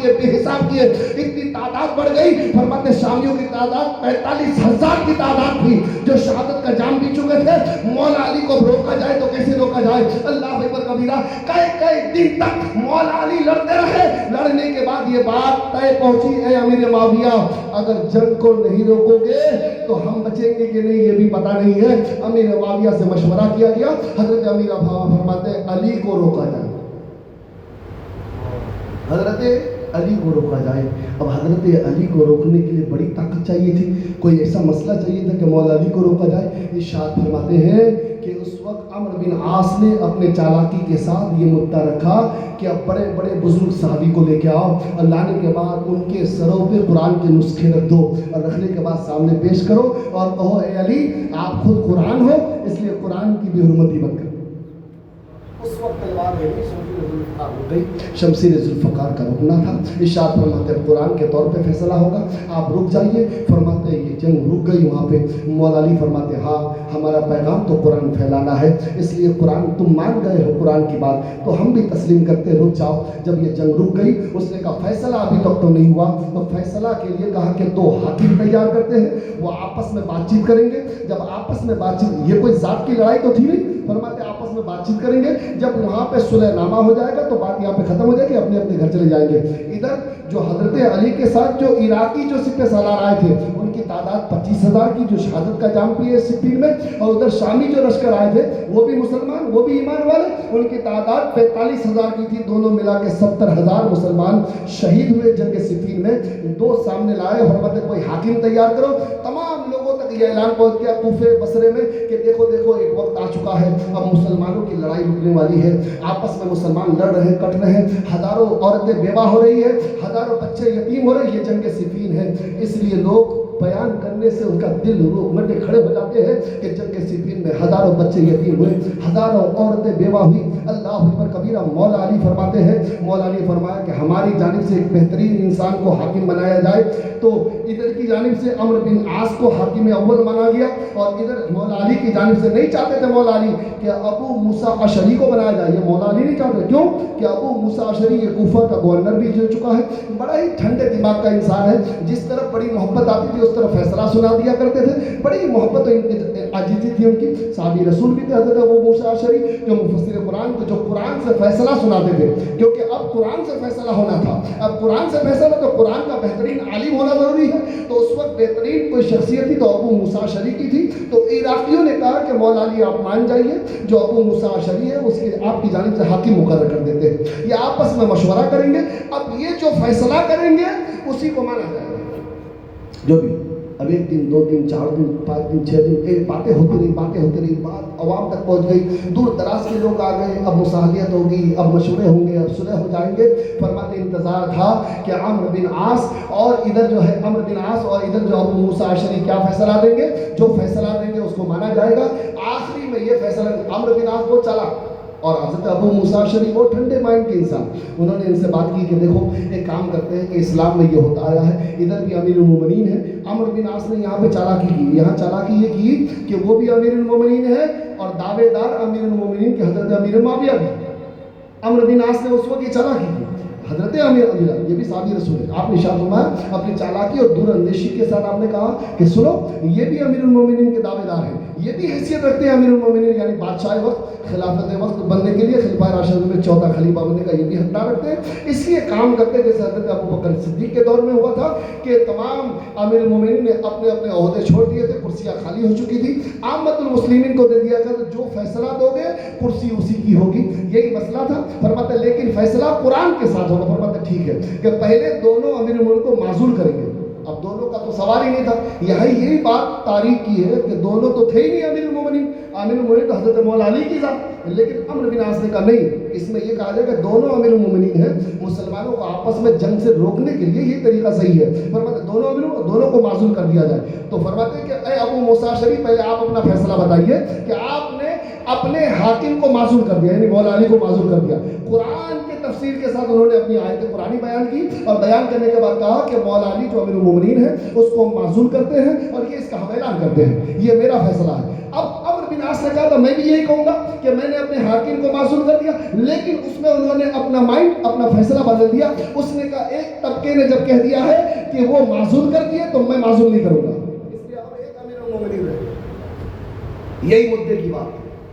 अब मैं माजूल नहीं करता क्योंकि उन्होंने माजूल कर दिया, वो उनके इख्तियार की बात थी, और मौला अली फरमाते जो वो कहेंगे वो मैं मान जाऊंगा, तो मान गए।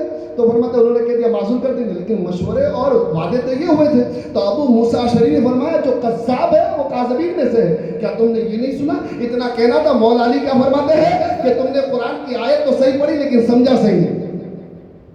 मौला अली फरमाते हैं कि तुमने कुरान की आयत तो सही पढ़ी लेकिन समझे सही नहीं, इतना कहना था। उनमें से किसी गुस्ताख ने कहा ऐ अली आप गलत हो, इतना कहना था। इराकियों ने अपने आपस में हमला और किया, उसने कहा कि मेरे अली वो है जहां भी खड़े हो जाए वहीं से हक शुरू हो। جہاں کھڑے ہو جائے وہیں سے حق شروع ہوتا ہے.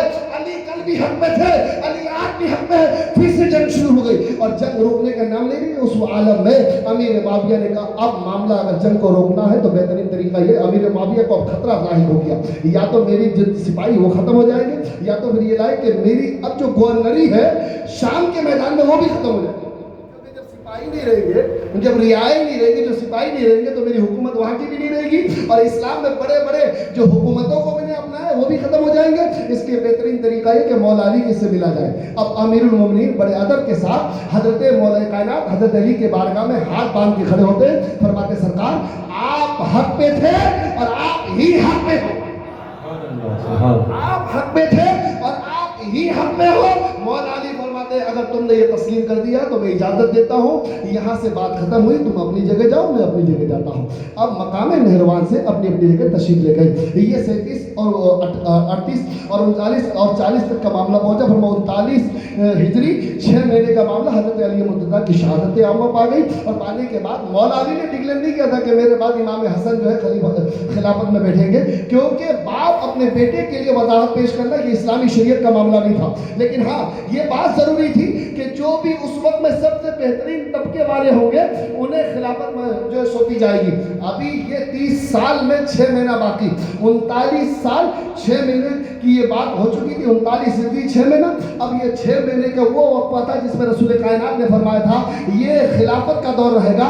اس کے بعد بادشاہ شروع ہو جائے گی. اس میں کوفے والوں نے, مدینے والوں نے, مکے والوں نے کہا آج کے وقت میں علی کے بعد اگر کوئی بہترین شخصیت ہے تو ان کا نام امام حسن مصطفیٰ ہے. انہیں اپنا قائد مانتے ہیں, ان کے ہاتھ میں ہاتھ دے کر کے ہم بیعت قبول کرتے ہیں. یہاں امام حسن نے کہہ دیا جب تک علی موجود رہے تب تک امیر معاویہ نے کبھی بھی یہ بغاوت اس کے بعد نے نہیں کیا. ان میں ہمت نہ تھی اتنی کہ وہ یہ کہہ سکے علی کے مد مقابل میں امیر معاویہ بنوں گا. لیکن ہاں جب حضرت علی مرتضیٰ کی شہادت جام پی لیے, جب یہ خبر شام تک پہنچی تو امیر معاویہ نے وہاں پہ اعلان کر دیا کہ میں بھی امیر المومنین.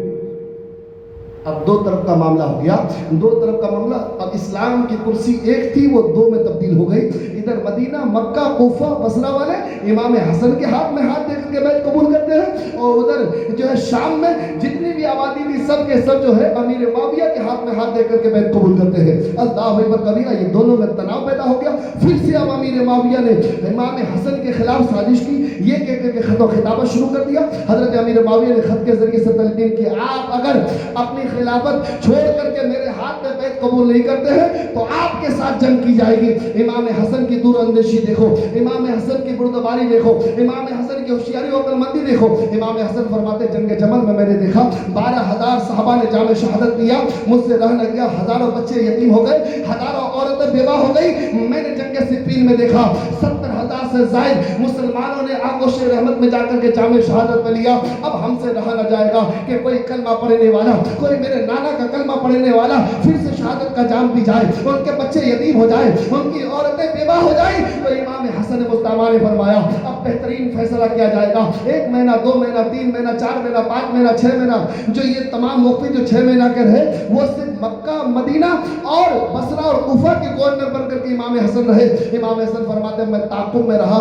امیر مومنین جب حضرت امیر معاویہ شام کے سرزمین سے تشریف لائیں گے تو ان سے ملاقات کے لیے میں جاؤں گا. پھر سے ایک جنگ ہونی تھی, یہ سوچ کر کے امیر معاویہ نے کہا اگر امام حسن آئے تو اس سے ہم پھر سے جنگ کریں گے. اللہ اکبر کبیرہ. لیکن امام حسن ایسا نہیں چاہتے تھے. امام حسن آمنا سامنا کیا, امام حسن نے باتیں کی. امام حسن نے فرمایا یہ کہ اے امیر معاویہ اگر آپ چاہتے ہو کہ میں آپ کے ہاتھ میں بیعت قبول کر لوں تو میری شرط ہے, کیونکہ آپ کو میں نے میرے آقا میرے نانا جان کے ساتھ دیکھا ہے, آپ وہی کاتب ہو, آپ بڑی محبت رسول کائنات سے رکھتے تھے, اور رسول کائنات نے فرمایا جو میرے صحابی ہے وہ حق پہ ہے, اس لیے میں آپ کو حق تسلیم کرتا ہوں, آپ بہتر ہو اس لیے میں اپنا ہاتھ آپ کے ہاتھ میں دیتا ہوں, بیعت آپ کی قبول کرتا ہوں.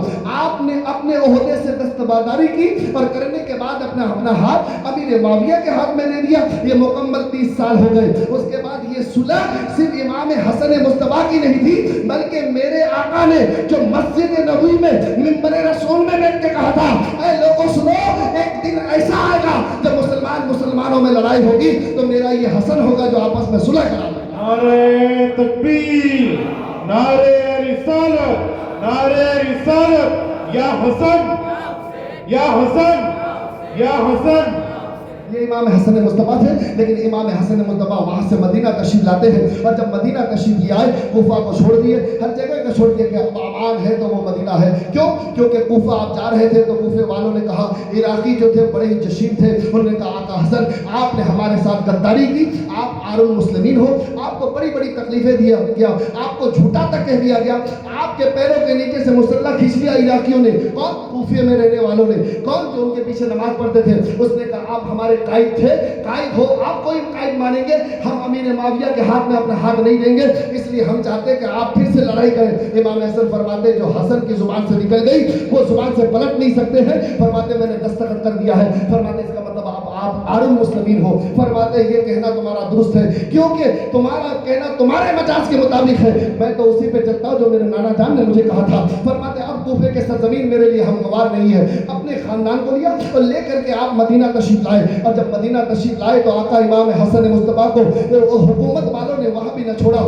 بنی عمرہ کے کارکنڈوں نے آپ کو 2 مرتبہ جو ہے زہر دیا۔ امام حسن مصطفیٰ کو تکلیف ہوئی، جب تکلیف ہوئی تو آپ نانا جان کے مزار اقدس میں گئے، فرماتے سرکار میرے نانا جان اب تو آپ کے شہر میں بھی حسن کو تکلیف ہی دی جا رہی ہے، حسن کا امان اب تو مدینے شہر میں بھی نہیں ہے، اب میں کیا کروں؟ فرماتے 2 بار زہر پینے کے بعد حضرت امام حسن کو صحت یابی ملی۔ امام حسن نے فرمایا اب یہاں سے ٹھنڈا علاقے میں چلتے ہیں، مدینہ ہمگوار نہیں ہے، اب مدینہ چھوڑا جائے۔ امام حسن مدینہ چھوڑ کے موصل ایک جگہ ہے جہاں ٹھنڈی ہوائیں چلتی تھی، جہاں کی جگہ ٹھنڈی تھی، اس لیے وہاں کے خوشگوار مرحلے میں ایک آپ کے ہی دوستوں میں سے ایک دوست رہا کرتے تھے، تو امام حسن نے فرمایا حضرت سعد موصلی کو، فرماتے تم میرے عزیز ہو، میں تمہارے گھر چلوں گا، فرماتے انہوں نے فرمایا آپ آئیں گے تو ہماری زہر نصیب ہے، ہمارا گھر جنت بن جائے گا، آپ ہمارے مہمان رہو گے، اس لیے موصل کی سرزمین میں آپ تشریف لے گئے۔ لیکن کیا پتا تھا کہ اس کا جو خادم ہوگا، جو حضرت سعد موصلی کے پاس جو رہنے والا بہترین دوست ہوگا، وہی غدار نکل جائے گا۔ اللہ اکبر کبیرہ۔ امام حسن وہاں پہ خلافت، وہاں پہ امامت کا آپ نے کام انجام دیا، آپ جو ہے مسجد میں جا کے تقریر فرماتے تھے، لوگوں کو اسلام کی دعوت دیتے تھے، دین حق کی دعوت دیتے تھے، لیکن بنی امیہ کے کارکنڈہ، حکومت کے کارندہ وہاں تک پہنچ گئے، اور حضرت امام حسن مصطفیٰ کو 1 بار زہر دیا گیا، 2 بار زہر دیا گیا، امام حسن مصطفیٰ کو تکلیف ہوئی، لیکن آپ نے حضرت سعد ابن موصلی کو یہ نہیں کہا کہ دیکھو آپ کا جو خادم ہے اس نے مجھے زہر دیا، کیونکہ آپ کسی کو رسوا نہیں کرنا چاہتے تھے۔ بڑے ہی برد بھاری اور بڑے ہی اچھے جو ہے سلجھے ہوئے انسان امام حسن مصطفیٰ تھے، جو بڑی کیفیت اور صبر دیکھتے تھے۔ فرماتے 2 مرتبہ زہر کھانے کے باوجود، تکلیف ہونے کے باوجود آپ نے اسے معاف کر دیا، جاؤ میں نے معاف کیا، دل سے معاف کر دیتے ہیں۔ 2 مرتبہ زہر کھانے کے بعد اس کے بعد آپ نے سوچا موصل جگہ بھی میرے لیے خطرے سے خالی نہیں ہے۔ اللہ اکبر کبیرہ۔ اس نے اپنے خط میں لکھا، حکومت وقت کو خط میں یہ لکھا کہ 2 بار میں زہر دے چکا ہوں امام حسن کو، ان کو کوئی تکلیف نہیں ہوئی، ایک ایسے زہر بنا کر کے بھیجو جس کے پیتے ہی، جس کے تکلیف دیتے ہی امام حسن مصطفیٰ شہید ہو جائے۔ اللہ اکبر کبیرہ۔ اس طریقے سے ظلم برسائے گئے آقا مولا علی کے شہزادوں پہ، حضرت فاطمہ کے نور نظر پہ، امام حسن مصطفیٰ کے سامنے لاتے لاتے وہ زہر کی تاثیر یہ تھی، اس میں خط میں لکھا ہوا تھا، خط ساتھ میں غلام کے ساتھ وہ زہر بھیجا گیا تھا، اس زہر کی یہ تاثیر 1 بوند اگر سمندر میں ڈال دیا جائے تو سمندر میں جتنی مچھلیاں وہ سب کے سب لمحے میں مر جائے۔ اللہ اکبر کبیرہ۔ اس زہر کی یہ تاثیر تھی۔ فرماتے کہ اللہ تبارک و تعالیٰ کو یہ ناگوارا گزرا، بیچ راستے میں بھیڑیا کے ذریعے سے اسے موت ہو گئی، اور موت ہونے کے بعد حضرت سعد موصلی کے جو ایک الگ سے خادم تھے، انہوں نے یہ ماجرے کو دیکھا، اور دیکھنے کے بعد وہ زہر کی شیشی کو اٹھایا، اس خط کو پڑھا، اور پڑھنے کے بعد امام حسن مصطفیٰ کو عطا فرما دیا۔ فرماتے سرکار یہ آپ کے نام پہ خط، یہ ایسا مسئلہ ہے۔ امام حسن مصطفیٰ نے جیسے ہی پڑھا تو آنکھوں میں اشک باریاں تھی۔ اللہ اکبر کبیرہ۔ فرماتے ہیں اب موصل جگہ بھی میرے لیے خطرے سے خالی نہیں ہے۔ حضرت سعد موصلی نے فرمایا آخر کیا معاملہ ہے کہ آپ خاموش رہتے ہیں، آپ کے جغرافیہ تقدیر تبدیل رہتی ہے، آپ رات میں سوتے نہیں ہیں، کروٹ بدلتے رہتے ہیں، معاملہ کیا ہے؟ فرماتے اب جان کے دشمن یہاں گھر پہ آ پڑے، یہ مسئلے ہیں۔ جب خط سے پورا معاملہ ظاہر ہو گیا تو حضرت امام حسن مصطفیٰ پھر موصل سے مدینہ تشریف لے گئے۔ جب مدینہ تشریف لے گئے تو امام حسن مصطفیٰ کے لیے مدینہ کی سرزمین بھی خوشگوار نہ تھی۔ اللہ اکبر کبیرہ۔ تاریخ کہتا ہے کہ کوئی خاتون آپ کی بیویوں میں سے تھی، یہ تاریخ کے جملے ہیں، لیکن غالباً اس لیے کہتا ہوں کیونکہ امام حسن مصطفیٰ نے اس کی تحقیق نہ فرمائی۔ امام حسن نے فرمایا کہ ایک خاتون تھی جس نے مجھے پہلے شہر میں جو ہے زہر دیا گیا، جب زہر کی تاثیر بہت زیادہ ہو گئی تو صبح میں میرے نانا جان کے مزار اقدس میں گیا، میرے نانا جان بڑی تکلیف ہو رہی ہے۔ میرے آقا نے فرمایا جب آنکھ لگ گئی تو میرے آقا فرماتے ہیں کہ مجھے کس کے پکڑ لو۔ امام حسن مجتبیٰ روضہ رسول کو کس کے پکڑ لیتے ہیں، فرماتے لمحہ گیتا اور بیتنا تھا کہ آپ کا زہر آپ کے جسم اقدس سے اتر گیا۔ فرماتے دوسری مرتبہ پھر سے جو ہے کھجوروں میں زہر دیا گیا، امام حسن مجتبیٰ کے جسم ہوگا پھر ہرے ہونے میں تبدیل ہو گیا۔ پھر صبح ہوئی، کروٹیں بدلتے رہے، رات بھر بڑی تکلیفوں میں رہے۔ رسول کائنات صلی اللہ علیہ وسلم کے روزے اقدس کو پھر سے جا کے چنتا فرماتے نانا یہ مدینے والے مجھے تکلیف پہ سے بچائیں گے نہیں، آپ کرم کر دیجئے۔ فرماتے پھر سے آپ کو صحت یابی ہو گئی۔ پھر تیسری مرتبہ فرماتے ہیرے کی جو چیزیں اس کو پیسی گئی، کنی بولی جاتی اسے پیس کر کے جو ایک جو ہے سراہی میں ڈال دیا گیا۔ امام حسن مجتبیٰ رات بھر نہیں سوتے تھے، بڑی تکلیفوں سے تھے۔ فرماتے کہ رات بھر نیند نہیں آتی، تہجد کی نمازیں پڑھتے رہتے، تلاوت کرتے رہتے تھے، انہیں پتا تھا نہ جانے کس طرف سے پھر سے حملہ ہو جائے۔ یہ امام حسن مجتبیٰ تھے، یہ کون تھے؟ رسول کائنات کے نواسے تھے۔ یہ کون تھے جس نے کاندھے مبارک کی سواری کی ہے؟ وہ امام حسن مجتبیٰ۔ فرماتے سراہی سے جب پانی پیے، پانی کا پینا تھا، ہیرے کی پیسی ہوئی کنیاں جب اندر گئی تو فرماتے حلقوم سے لے کے پیٹ تک جتنی اتھریاں تھی سب کے سب پھٹ گئی، کٹ گئی۔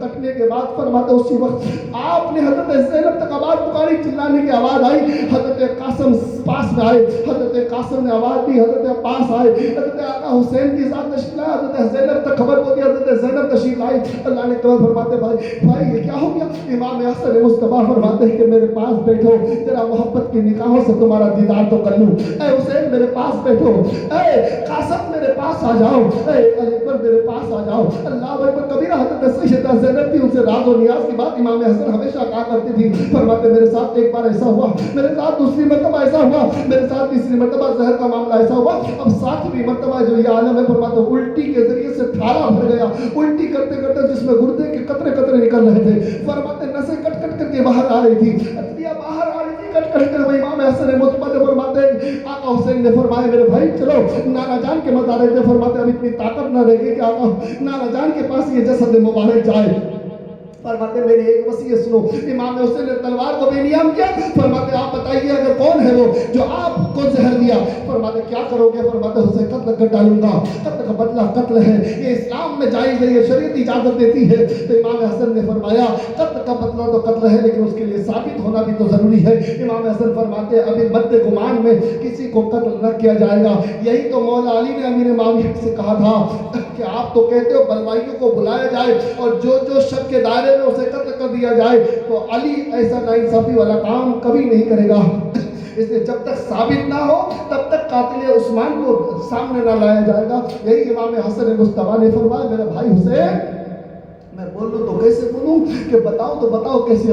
اللہ اکبر کبیرہ جب رونے کی آوازیں باہر آئی، اشارت فرماتے سنو میری ایک وصیت یہ بھی ہے، اس میں حضرت ابو ہریرہ بھی اس کی راوی ہے۔ فرماتے یہ کہ اگر آپ چلے جانا حضرت عائشہ صدیقہ سے اجازت لینا، عائشہ صدیقہ سے اگر وہ اجازت دے دے تو مجھے نانا جان کے پہلو کے پاس وہاں پہ دفنا دینا، اگر وہ اجازت دے نہ دے اور یا کوئی مسئلہ کھڑا ہو جائے تو مجھے میری عامت المسلمین کے قبرستان جنت البقیع میں میرے ماں کے پہلو کے پاس لے جا کے لٹا دینا۔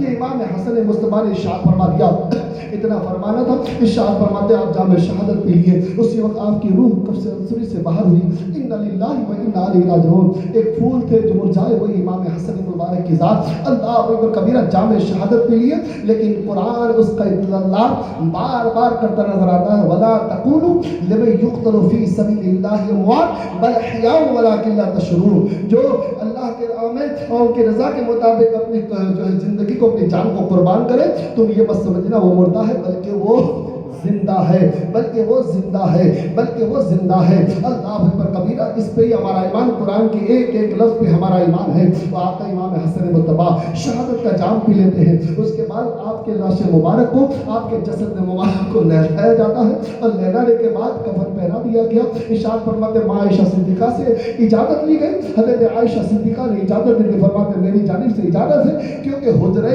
عائشہ ہی تو ہے، الحمدللہ اجازت تو ان کو لینے کی ضرورت ہی پڑے گی۔ حضرت عائشہ صدیقہ نے کہا مجھے کوئی اعتراض نہیں، وہ تو نواسہ رسول تھے، ان کے لیے تو دروازہ کھلا ہوا ہے، لے جاؤ۔ لیکن اس وقت بھی مروان ابن حکم وہاں پہ موجود تھا، اس نے کہا عثمان غنی کو جب دفنایا نہیں گیا تو پھر امام حسن کو بھی دفنایا نہیں جائے گا۔ تیر اندازی لے کے سامنے کھڑے ہو گئے، کھڑے ہونے کے بعد امام حسین کی تلواریں باہر نکلی، فرماتے ہیں اگر مقابلہ کرنا ہو تو حسین سے مقابلہ کرنا پڑے گا، لیکن کسی میں طاقت نہیں تھی کہ آگے بڑھے، دور سے ہی تیر اندازوں نے تیر مارنا شروع کر دیا، یہاں تک کہ امام حسن مصطفیٰ کے جس میں تصویر عطر مبارک پہ لاش مبارک میں تیر کی چھلی اس وقت بھی ہوئی، ہونے کے بعد امام حسین کی تلوار وہاں پہ رک رہی تھی، آنکھوں میں اشک باری تھی۔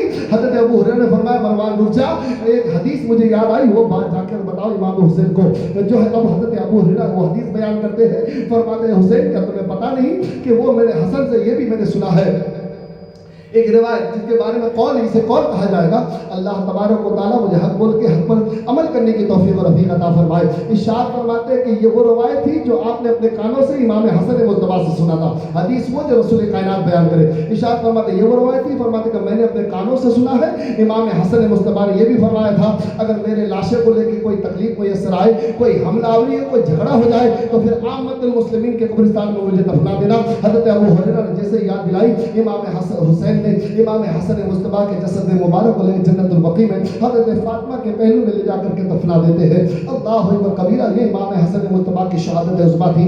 اب یہ 10 سال کا وقفہ یعنی 19 سال کچھ مہینے کا وقفہ بادشاہت کی گزرتی امیر معاویہ کی۔ حضرت امیر معاویہ اب جو ہے مسلمانوں کے بادشاہ بن جاتے ہیں، وقت کا خلیفہ بن جاتے ہیں، وقت کے امیر بن جاتے ہیں، جن کا نام حضرت امیر معاویہ ہے۔ بنے ہوئے تھے امام حسن کی ذات سے۔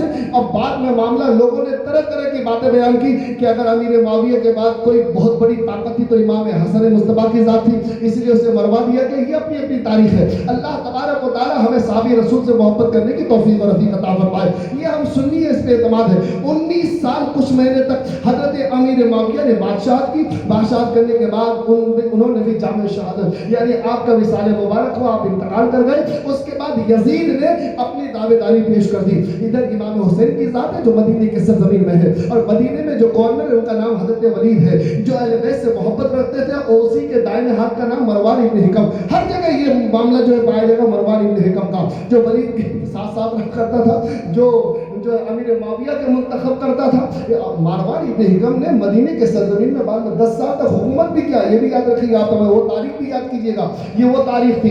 حضرت امیر معاویہ کے انتقال کے بعد یزید نے اپنی دعوے داری پیش کر دی۔ اب یہی دعوے داری سے کربلا شروع ہوتا ہے، یہی دعوے داری سے، یزید کی دعوے داری سے۔ اب امام حسین مدینے کے سرزمین میں ہے، اب وہاں سے خط لکھا یزید نے شام سے، یہ خط لکھا مدینے ولی کو، اور والی کا نام ولید ہے، اور حضرت ولید کے بعد جب یہ خط آیا، خط میں لکھا ہوا تھا کہ ایک ہے جو میرے راستے کا کاٹا ہے جن کا نام حسین ابن علی ہے، اسے جلدی سے پکڑو اور پکڑنے کے بعد اس سے بیعت قبول کراؤ میری، اگر وہ بیعت کر لیں گے تو پھر مدینے میں میری حکومت ہو جائے گی، مدینے والے بھی مجھے حاکم مان لیں گے۔ حضرت امام حسین کو رات کے اندھیرے میں بلایا گیا، اور بلانے کے بعد حضرت ولید نے ارشاد فرمایا سرکار آپ سے گزارش ایک خط ہے جو حکومت کی جانب سے آیا ہے۔ یزید نے اپنی دعوے داری پیش کر دیا ہے، اس خط میں لکھا ہوا یہ ہے کہ آپ حسین ابن علی ہو، آپ اپنا ہاتھ جو ہے یزید کے ہاتھ میں دے دیجئے، میں ان کی قبول کر لیجئے، مسئلے ختم ہو جائیں گے، آپ کو عہدے سے نوازا جائے گا، آپ کی جان کو کوئی تکلیف نہیں ہوگی۔ امام حسین فرماتے ہیں وہ ظالم ہے، وہ جابر ہے، وہ فاسق ہے، وہ زانی ہے۔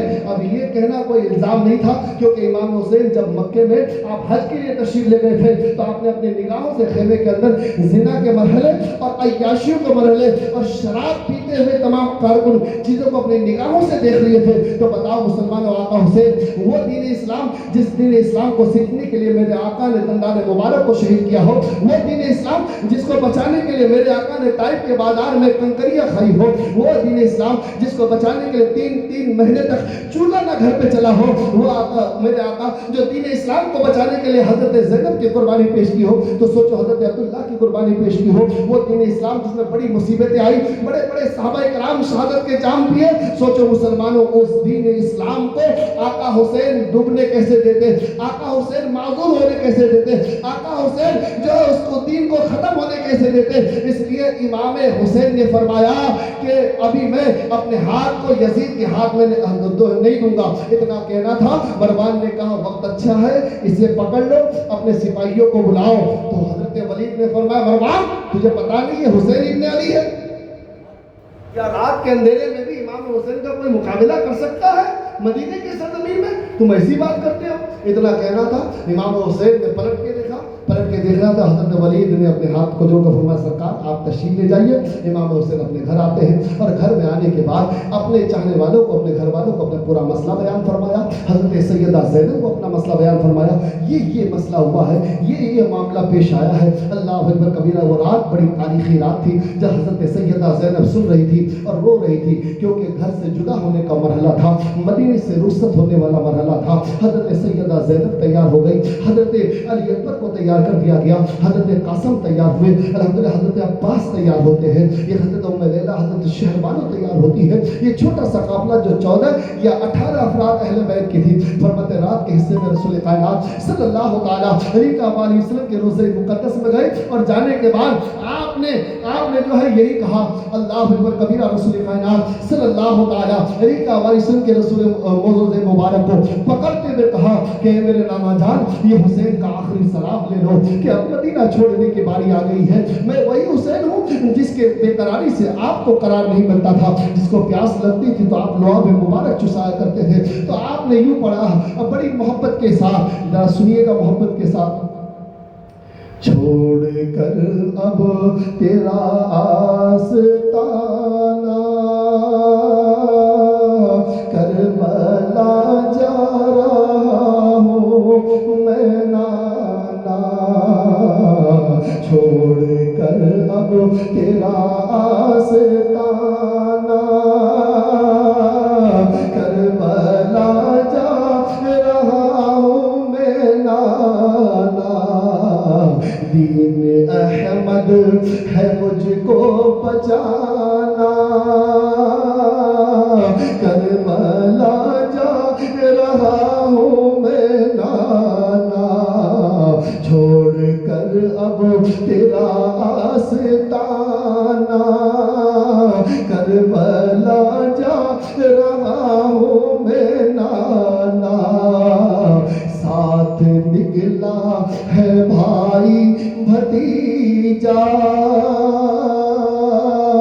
سر پہ باندھے ہیں کفن بچہ بچہ، ساتھ نکلا ہے بھائی بھتیجا، سر پہ باندھے ہیں کفن بچہ بچہ، کہہ رہا ہے یہ سارا گھرانہ کربلا جا رہا ہوں میں نانا، دین احمد ہے مجھ کو بچانا، کربلا جا رہا ہوں میں نانا۔ درد کو آپ احساس کیجئے، مدینہ چھوڑ رہے ہیں جس میں بچپن آپ کا گزرا ہے، جوانی آپ کی گزری ہے، یہ وہی مدینہ ہے جس میں میرے آقا جس شہر سے محبت کرتے تھے، یہ وہی مدینہ ہے مسلمانوں جس میں ایک حاجی جائے 10 دن رہے تو 10 دن رہنے کے بعد گنبد خضرا کو دیکھ کر کے یہ کہے کہ میں اپنے وطن سے بار بار کہتا تھا یا الہی دکھا دے وہ مدینہ کیسی بستی ہے جہاں دن و رات میرے مولا تیری رحمتیں برستی ہے۔ اب تو میں نے گنبد خضرا کا دیدار کر لیا، اب واپس جاؤں تو کیسے جاؤں؟ اب واپس جا رہا ہوں میرے آقا، لیکن اے میرے پروردگار مجھے پھر سے دولت عطا کرنا، پھر سے مجھے زندگی عطا کرنا، تاکہ میں پھر سے روضہ مصطفیٰ کا دیدار کروں، گنبد خضرا کا دیدار کروں اور بدن کے تحت سلام پڑھتا نظر آؤں۔ یہ کہو مصطفیٰ جار رحمت پہ لاکھوں سلام، شمع بزم ہدایت پہ لاکھوں سلام، اور دور و نزدیک کے سننے والے وہ کان لالے کرامت پہ لاکھوں سلام۔ اور جب میں ظہر میں آتا تو کہتا تھا کعبے کے بدر الدجا تم پہ کروڑوں درود، طیبہ کے شمس الضحیٰ تم پہ کروڑوں درود، شافع روز جزا تم پہ کروڑوں درود، دافع روز جزا تم پہ کروڑوں درود۔ اور آپ کی بلندی تو یہ ہے کہ آپ کی بلندی تو یہ ہے کہ اور کوئی غیب کیا تم سے نہا ہو بلا، جب نہ خدا ہی چھپا تم پہ کروڑوں درود۔ اور یہ آقا اب میں جا رہا ہوں تو اس منگتے کے ساتھ کہ چمک تجھ سے پاتے ہیں سب پانے والے، میرا دل بھی چمکا دے چمکانے والے، مدوں برستا نہیں دیکھ کر ابر رحمت، ہم بدوں پر بھی برسا دے برسانے والے، ہم بدوں پر بھی برسا دے برسانے والے۔ یہ 10 دن کا حاجی، یہ 10 دن کا معتمر، یہ 10 دن کا عمرہ کرنے والا انسان جب گنبد خضرا سے آتا ہے تو پلٹ پلٹ کے یوں کہتا ہے، اے گنبد خضرا آخری سلام لے لو، پھر سے مجھے مدینہ بلا لینا، میں مدینہ جاؤں پھر آؤں پھر میں مدینہ جاؤں، اسی طرح میری زندگی سفر ختم ہو جائے۔ تبھی تو آقا حسین کا معاملہ کیا ہوگا؟ وہ آقا حسین جو بچپنا جو مدینے کے شہر میں ہے، آپ کو اگر بڑوانی سے اگر پورے خاندان کے ساتھ اس یقین کے ساتھ نکلنا ہو کہ مجھے بڑوانی واپس نہیں آنے دیا جائے گا، تو سوچو مسلمانوں اس غم کا عالم کیا ہوگا، اسی غم کو مشاہدہ کرو۔ یہ آقا حسین یہی تو کہہ رہے ہیں میرے آقا نبی کون و مکہ کے بارگاہ میں کہ چھوڑ کر اب تیرا آستانہ کربلا جا رہا ہوں میں نانا، اور ایک سجدہ میں ایسا کروں گا، ایک سجدہ میں ایسا کروں گا، ایسا سجدہ میں ایسا کروں گا کہ حشر تک میں اس کو پورا کروں گا، ایک سجدہ میں ایسا کروں گا کہ حشر تک میں اس کو پورا کروں گا، سر قیامت کے دن ہے اٹھانا،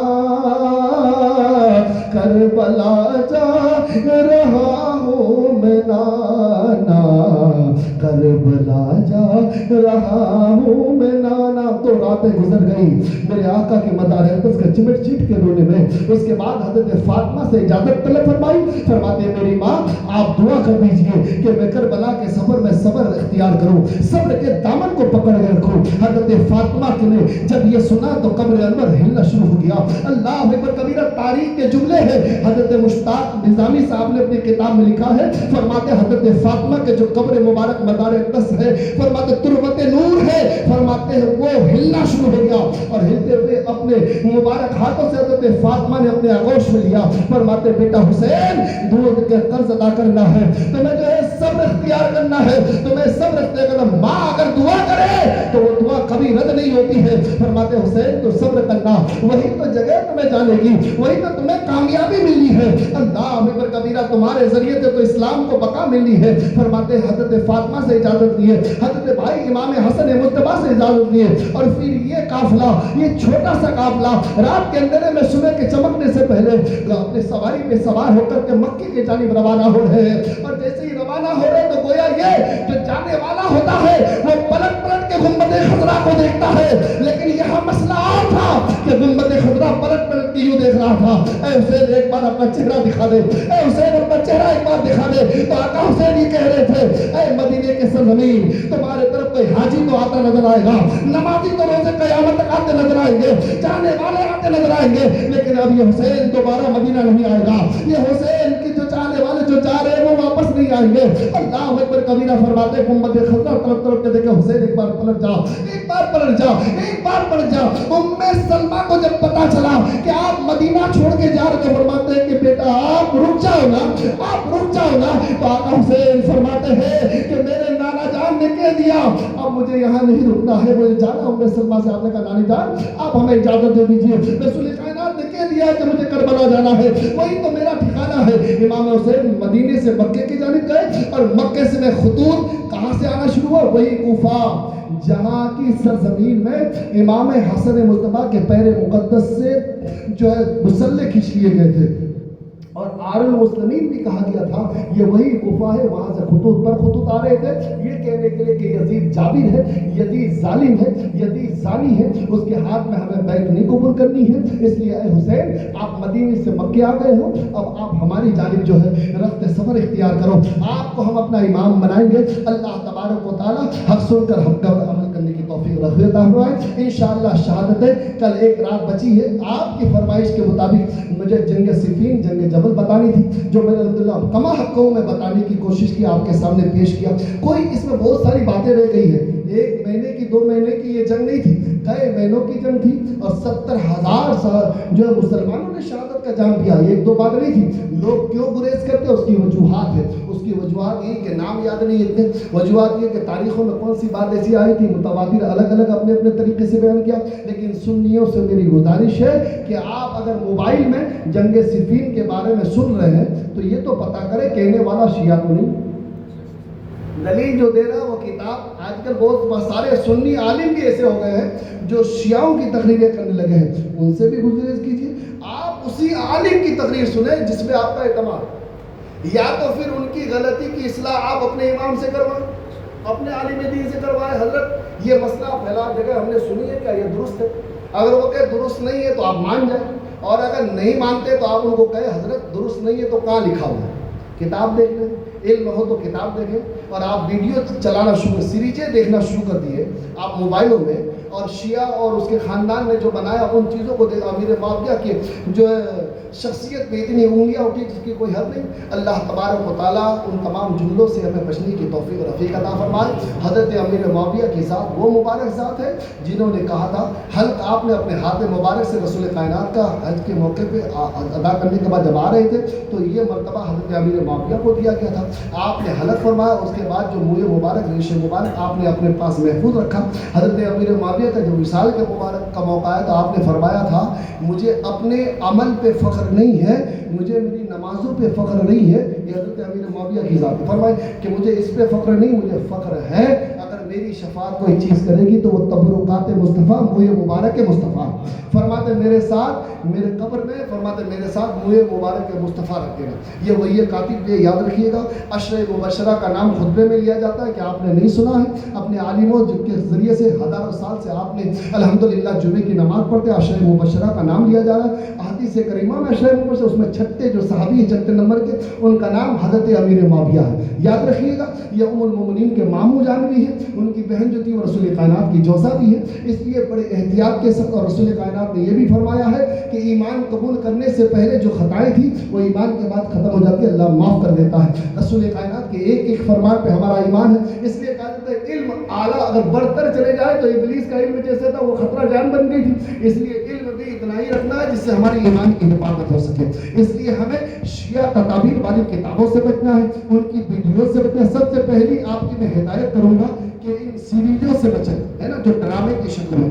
اس لیے اسلام میں کہا گیا ہے کہ تصویر کو دیکھنا حرام ہے، اسی لیے کہا گیا نا، کیونکہ ایک انسان اگر کسی سیریز میں کسی کی تصویر دیکھ لیا تب وہ جب بھی اس شخص کو یاد کرے گا اسی کی تصویر اس کی نگاہوں میں آئی، اس لیے کہا گیا کہ تصویروں سے عبادت اس لیے کی گئی۔ اب وہ ڈرامے کو اختیار کر دیا، امیر معاویہ کا اگر چہرہ دکھا دیا، کسی نے کہا مجھے تو میں یہ کہہ رہا ہوں، مجھے تو پتہ ہی نہیں تو ڈرامے میں ان کا چہرہ دکھایا گیا کہ نہیں دکھایا گیا، اس نے کہا ڈرامے میں چہرہ دکھا دیا۔ اب آپ جب بھی اپنی آنکھوں کو بند کریں گے حضرت امیر معاویہ کا سوچیں گے تو وہی تصویر یاد آئے گی، اور وہ تصویر کا بنانے والا اہل شیام ہے، اہل خارجی ہے نا، وہ ڈرامہ آج کا بنا ہوا ہے، موبائل کا ایجاد آپ ہے، حضرت امیر معاویہ کی ذات تب کی تھی۔ تو سوچو اگر آپ کے پاس بھی عقل ہے نا، آپ کے پاس عقل ہے تو ان چیزوں سے ہمیں گریز کرنا، اسلام اس کی اجازت نہیں دیتی ہے، تصویروں کی اس لیے اجازت نہیں دے گی کہ ان ڈراموں سے آپ بچیں۔ میری گزارش ہے اللہ تبارک و تعالیٰ سب کے ایمان کی حفاظت عطا فرمائے۔ اس تقریر کو کرنا اس لیے بھی ضروری تھی کیونکہ ناسبیت کا معاملہ بہت زیادہ بڑھتے ہوئے نظر آ رہا ہے، یا تو پھر وہ باغ فدق کا مسئلہ لے لو جس میں بہت زیادہ مسئلے اٹھ رہے ہیں، اللہ محفوظ فرمائے۔ انہوں نے کہتے حضرت ابوبکر صدیق کی ساتھ کو لے کر کے جو ہے مسئلے کھڑے کر دیے حضرت عمر فاروق کو۔ میں نے کہا باغ فدق کا معاملہ تم سے زیادہ مولا علی جانتے ہو کیا؟ مولا علی سے زیادہ تم جانتے ہو؟ اور مولا علی کے پاس اتنی طاقت تھی کہ حضرت ابوبکر صدیق کے سامنے تلوار لے کے کھڑے ہو جاتے تو ابوبکر صدیق ہاتھ پہ باغ فدق دے دیتے، لیکن مولا علی نے کبھی اپنے طرف سے یہ تو نہیں کہا باغ فدق کے مالک کا جو ہے حضرت فاطمہ نے دے دیا جائے، ایسا کچھ کہا کہ رسول کائنات صلی اللہ علیہ وسلم کے پردہ کرنے کے بعد جو بھی وراثت ملی تھی وہ عام المسلمین کے لیے، تمام امت مسلمہ کے لیے ہے، اس کا تمام پہ خرچ کیا جاتا ہے۔ فرماتے اس سے جتنی بھی انکم ہوتی ہے امت المسلمین پہ خرچ کیے جاتے تھے، فرماتے ہیں کہ وہ میرے وارثین کے لیے نہیں، میرے وارثین کے لیے، وارث میں تو حضرت عائشہ صدیقہ کی مثال ہے نا، حضرت ابوبکر صدیق کی جو بیٹی ہے وہ آپ کی جوزہ ہوگی، تو وراثت کی جب بات آئے گی تو حضرت عائشہ کی بات بھی آئے گی، حضرت فاطمہ کی. یہ بات میں اس لیے کلیئر تھوڑی دیر کے لیے کر رہا ہوں تاکہ آپ کا ہمارا ایمان اس خدشے میں نہ پڑ جائے اللہ اکبر کا کہ بعد فدر کو غضب کر لیا گیا. نعوذ باللہ من ذالک، سنیوں کی زبان سے یہ آواز تو نہیں آنی چاہیے. حضرت مولا علی، چلو ٹھیک ہے ابوبکر صدیق کا معاملہ تھا تو باغ فدر نہیں لیے مولا علی، ٹھیک ہے میں مان لیتا ہوں. حضرت عمر فاروق کا دور آیا تو حضرت مولا علی نے کہا کہ باغ فدر تو چلو مان لیتا ہوں. حضرت عثمان غنی کا دور آیا تب بھی آپ نے نہیں کہا، چلو حکومت ان کی تھی. لیکن جب بات مولا علی کی آئی، جب آپ 4 سال 9 مہینے تک خلافت کرے تو آپ کو حرم لینا چاہیے. آپ نے کہا آپ نے جو ہے قبضہ کر لینا چاہیے اور کہنا چاہیے اس میں میرا حق ہے، میری فاطمہ کا حق ہے، حسن کا حق ہے، حسین کا حق ہے، جب تو لے لینا چاہیے. لیکن تاریخ اس وقت بھی بیان کرتی ہے کہ آپ نے باغ فدر نہیں لیا. تو اس کا مطلب آپ سے زیادہ مولا علی جانتے تھے نا. مولا علی جانتے کہ اس کے حقدار کون ہیں، یہ امت مسلمہ ان کے حقدار ہیں. ان مسئلوں میں ہمیں نہیں پڑھنا چاہیے. وہ کہتے نہیں فلاں نے حضرت ابوبکر صدیق کی مثال تم اور ہم کیسے دے سکتے ہیں؟ وہ حضرت ابوبکر صدیق کے اکبر کہا گیا. جو سچوں کے بے مثال کوئی اگر تعریف بیان کرے تو اسے حضرت ابوبکر صدیق کہا جاتا ہے. یہ رات کے اندر مکے سے مدینہ جانا اور سب سے زیادہ بھروسہ 2 شخصیت پہ، ایک کا نام مولا علی ہے اور ایک کا نام حضرت ابوبکر صدیق. جن پہ زیادہ بھروسہ رسول کائنات کرے وہ اللہ کے رسول، جسے ہم کہتے ہیں کہ وہ عالم غیب ہے، جو غیب کی خبریں رکھتے ہیں. تو کیا حضرت ابوبکر کے دل میں کیا ہے یہ رسول کائنات کو پتہ نہیں؟ رسول کائنات فرماتے میرے یار کوئی ہے تو ابوبکر صدیق کی ساتھ. بتاؤ وہ اتنے عظیم شخصیت کے رسول کائنات کے حیات میں جو مصلی امامت مسجد نبوی میں کھڑے ہوئے ان کا نام حضرت ابوبکر صدیق. حضرت ایک بار ایسے ہی ہوا کہ مصلی خالی ہے، حضرت ابوبکر صدیق پہنچے نہیں، چاہنے والوں نے کہا عمر آپ آگے بڑھے. آواز آ گئی کہ مصلی میں کون ہے کہ عمر فاروق رسول کائنات فرماتے ہیں ان کے پیچھے کرو، جب تک ابوبکر ہے کوئی مصلی پہ نہیں کھڑا. یہ رسول کائنات کا فرمان ہے، یہ رسول کائنات کا فرمان ہے. فرماتے جب تک ابوبکر وہاں موجود ہے محفل میں پھر مصلی امامت پہ ابوبکر کے علاوہ کوئی کھڑا نہیں ہو سکتا ہے. یا تو رسول کائنات کھڑے ہوں گے یا تو ابوبکر سے. حضرت رسول کائنات صلی اللہ علیہ وسلم ایک بار نماز کے بیچ میں آ گئے. یہ معاملہ ہوتا ہے کہ نماز میں اگر اشارہ کیا جائے تو ایک ہاتھ کے نچلے والے حصے کو ایک ہاتھ کے پیٹھ میں ایسے تھپتھپایا جائے. یہ حکم کب آیا تھا؟ جب ابوبکر صدیق مصلی پہ تھے اور رسول کائنات صحت یاب ہو گئے تھے. اللہ کے رسول آپ باہر تشریف لائے تو فرماتے رسول کائنات کے چہرے کی چمک جب نمازیوں پہ پڑی تو نمازی سمجھ گئے کہ رسول کائنات باہر آ رہے ہیں. حالت نماز، اب حالت نماز میں رخ بدل دی ہے، قبلہ ادھر، فرماتے رخ بدل، اللہ کے رسول تشریف لا رہے، فرماتے جگہ دینا شروع کر دی. تمام چیزیں بگڑتی ہیں تو فرماتے نماز میں سب کا درست ہونا ضروری ہے، صحیح سے کھڑا ہونا ضروری ہے. لیکن رسول کائنات کے آنے میں 2 رکعت نماز ادا ہو چکی تھی. فرماتے یہ کہ اب سب ختم ہو رہی ہے، جدا ہو رہی ہے، رسول کائنات کو آنے کی اجازت ہے، آپ آگے تشریف لیں. پھر ہاتھ سے اشارہ کیا گیا اسے مار کر کے. یہ اشارہ اس لیے ابوبکر صدیق کہ ابوبکر مصلی خالی کر دو، رسول کائنات آ چکے. یہ اشارہ کرنا ہوتا ہے نماز میں. فرماتے یہ اشارہ جائز ہے، یہ اشارہ جائز نہیں ہے. اسلام میں تالی بجانا جائز نہیں، لیکن ایک ہاتھ کی پشت کو ایک پیٹھ سے ملنا اور بجانا یہ جائز قرار دیا. فرماتے صحابہ نے ایسے بجا اور بجانا تھا کہ ابوبکر صدیق کو پتہ چل گیا کہ رسول کائنات تشریف لا ہے تو رسول کائنات فرماتے ابوبکر اپنی جگہ سالم رہو. فرماتے میں تمہارے پیچھے نماز ادا کروں گا، ابتدا میں تم نماز ادا کرو. اللہ ایک ہی ایسی شخصیت ہے جن کا نام حضرت ابوبکر صدیق ہے، جن کی ابتدا میں رسول کائنات. نعرہ رسالت، نعرہ حیدری، نعرہ حیدری، نگر نگر نگر نگر، ابوبکر گلی گلی نگر نگر، گلی گلی نگر نگر، نعرہ حیدری. فضیلت علی پہ ہمارا سوال ہے ہی نہیں. مولا علی تو ہماری جان ہے، مولا علی تو ہماری پہچان ہے، مولا علی تو ہمارے وقار کا نام ہے، مولا علی پہ پورا خاندان قربان ہے. مولا علی کی شان بے مثال ہے، وہ مولا علی کی ذات ہے. لیکن ابوبکر صدیق اپنی جگہ بے مثال، عمر فاروق اپنی جگہ بے مثال، عثمان غنی اپنی جگہ بے مثال. یہی سنیوں کا طریقہ ہے. اب تک سنی جو ہے الحمدللہ ہمیشہ سے اسی جادم پہ موجود ہے، اسی جو ہے ایک جگہ پہ موجود ہے، اسی پہ آپ بھی موجود رہے۔ اللہ تبارک و تعالیٰ سے میں دعا کروں گا میرے مولا میں نے جو باتیں حق کہی ہے اس پہ ہم سب کو عمل کرنے کی توفیق و رفیق عطا فرمائے۔ اب بھی کسی کو بھی شک و شبہ رہے تو آپ ان کی دلیلیں جو میں نے بیان کی ہے مولا علی کے بارے میں یہ ہم سے لے سکتے ہیں انشاءاللہ، لیکن وہ تاریخ سنیوں کی کتابوں سے ہوگی۔ آپ اپنی تاریخ اگر وہ تاریخ کسی کتاب میں آپ نے پڑھی ہے یا سنی ہے تو آپ اپنی دلیل لے کے آئیے گا، کیونکہ بات کتاب کی نہیں ہے، بات کتاب کی ہے۔ جو بات میں کہوں گا وہ تحریری شکل میں ہو جائے گی، نہ میں نے اپنی نگاہوں سے دیکھا نہ آپ نے نگاہوں سے دیکھا، مجھے وہی بتانی ہے جو حق کتابوں میں شامل حال ہے۔ اللہ تبارک و تعالیٰ سے میری دعا ہے میرے مولا وقت بہت نازک ہے، اللہ ہماری تو ایمان کی حفاظت عطا فرما، نازبیوں سے ہماری ایمان کی حفاظت فرما، شیعانوں سے ہماری ایمان کی حفاظت عطا فرما، رافضیوں سے ہماری ایمان کی حفاظت عطا فرما۔ پڑھیے استغفر اللہ ربی من کل ذنب واتوب الیہ۔ کل انشاءاللہ کربلا سنیں گے نا؟ میں آپ بھی نہ کہہ دینا بھائی کہ دوسری بات سنا تھا، کل کربلا سنیں گے انشاءاللہ، بولیے انشاءاللہ۔ جلدی آ جائیے گا، تقریر جلدی شروع ہو جائے گی انشاءاللہ، جہاں تک دم کھم رہے گی کربلا سنا دیں گے انشاءاللہ، ہے نا انشاءاللہ۔ ابھی میں بھی جوانی ہوں، بوڑھا نہیں ہوا ہوں، اتنا یاد رکھیے نا، ابھی میں بھی جوان ہوں، آپ بھی جوان ہوں، اور علی کا چاہنے والا ہمیشہ جوان ہوتا ہے۔ فرماتے اس لیے کوئی بوڑھا جنت میں نہیں جائے گا۔ کیا آپ مت بولیے میں جاؤں گا نہیں، میں نے کہا جو بھی جائے گا وہ جوان ہو کے جائے گا، وہ جوان ہو کے جائے گا۔ میں نے یہ کہا کہ بوڑھا نہیں جائے گا، مطلب یہ کہ بوڑھے کو بھی جوانی عطا کر دی جائے گی، جوان بنا کر کے ہر کوئی جوان جائیں گے جنت میں الحمدللہ۔ تو یہ تو وہ محفل ہے جو آقا حسین کے چاہنے والوں کے ہیں الحمدللہ، اور جنتی جوانوں کے سردار آقا حسن حسین کی ذات ہے۔ بس ایمان بچانے کی ضرورت ہے۔ اپنوں میں بھی بہت ساری ایسی چیزیں آ چکی ہے جس کے قول الگ ہوتے ہیں، تحریر الگ ہوتی ہے، باتیں کچھ اور ہو جاتی ہے۔ دیکھو تو پیر صاحب الگ کہہ رہے ہیں، دیکھو تو مرید کا کارنامہ الگ ہے۔ کوئی کہتا ہے کہنے والا کسی محفل میں کوئی اور باتیں کر دیتے ہیں، امام صاحب کے پاس آئے تو باتیں بدل جایا کرتے۔ نہیں حضرت میں نے تو یہ نہیں کہا تھا، لیکن مسلمانوں ایسے دوگلا پسند انسان جو باتیں بدلے اس سے بچنا چاہیے۔ پہلی بات تو یہ ہے لا معلوم انسان سے علم حاصل کرنا ہی نہیں چاہیے۔ تمہیں اگر پتا چل جائے یہ سند یافتہ نہیں تو ان سے پوچھو ہی مت۔ اول بات یاد رکھیے، محفلوں میں بیٹھ کر کے جنگ صفین کا تبصرہ کرنا چھوڑ دو، جنگ جمل کے تفسیریں کرنا چھوڑ دو۔ 5-6 آدمی بیٹھے جنگ جمل کی بات، تمہیں کیا پتا کہ جنگ جمل کیا، وہ تاریخیں کتنی تم نے پڑھی؟ میں آپ کے علم اور آپ کے وقار پہ سوال نہیں اٹھا رہا، میں نے کہا پڑھو، پڑھنا پڑے گا بھائی، پڑھنا پڑے گا۔ عالموں کو ایسے ہی نائب رسول نہیں کہا، 12 سال تک اپنی زندگی کا وہ خاکہ ان کتابوں میں لینا پڑتا ہے، گرامر پڑھنی پڑتی ہے، منطق پڑھنی پڑتی ہے، بلاغہ پڑھنا پڑتا ہے، جو ہے فقہ کا علم حاصل کرنا پڑتا ہے۔ الحمدللہ ان تمام علوم کے ساتھ انسان سیچ کر کے دھو کر کے تمام فقہ کے مسائل کو یاد کر کے وہ جا کر کے عالم بنتا ہے۔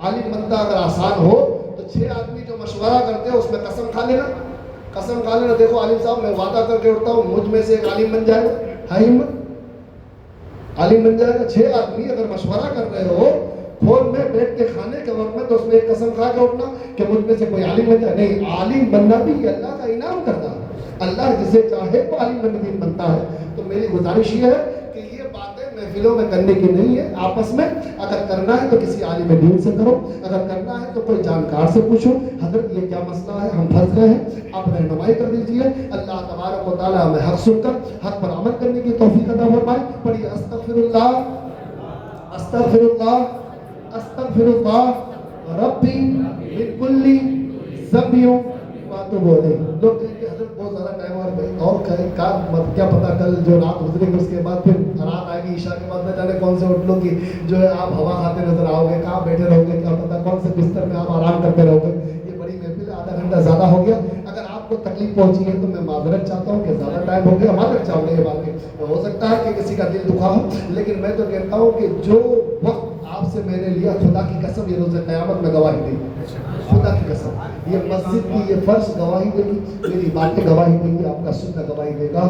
آج اگر آپ کو برا لگے تو روز قیامت کو میں کہوں گے نوری صاحب تھوڑی دیر اور ہمیں بیٹھا لیتے تو ہو سکتا ہے فلاں گناہ سے ہم بچ جاتے، فلاں خطا سے ہم بچ جاتے۔ استغفر اللہ رب من کل ذنب تو بولے پڑھی اشہد اللہ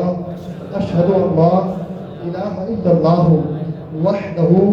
وحدہ لا شریک لہ واشہد ان محمدا عبده ورسوله بحق لا الہ الا اللہ محمد رسول اللہ صلی اللہ تعالی علیہ وسلم. السلام علیکم ورحمۃ اللہ وبرکاتہ. اس سے پہلے میری گزارش ہے کل کے لنگر کے لیے کل آخر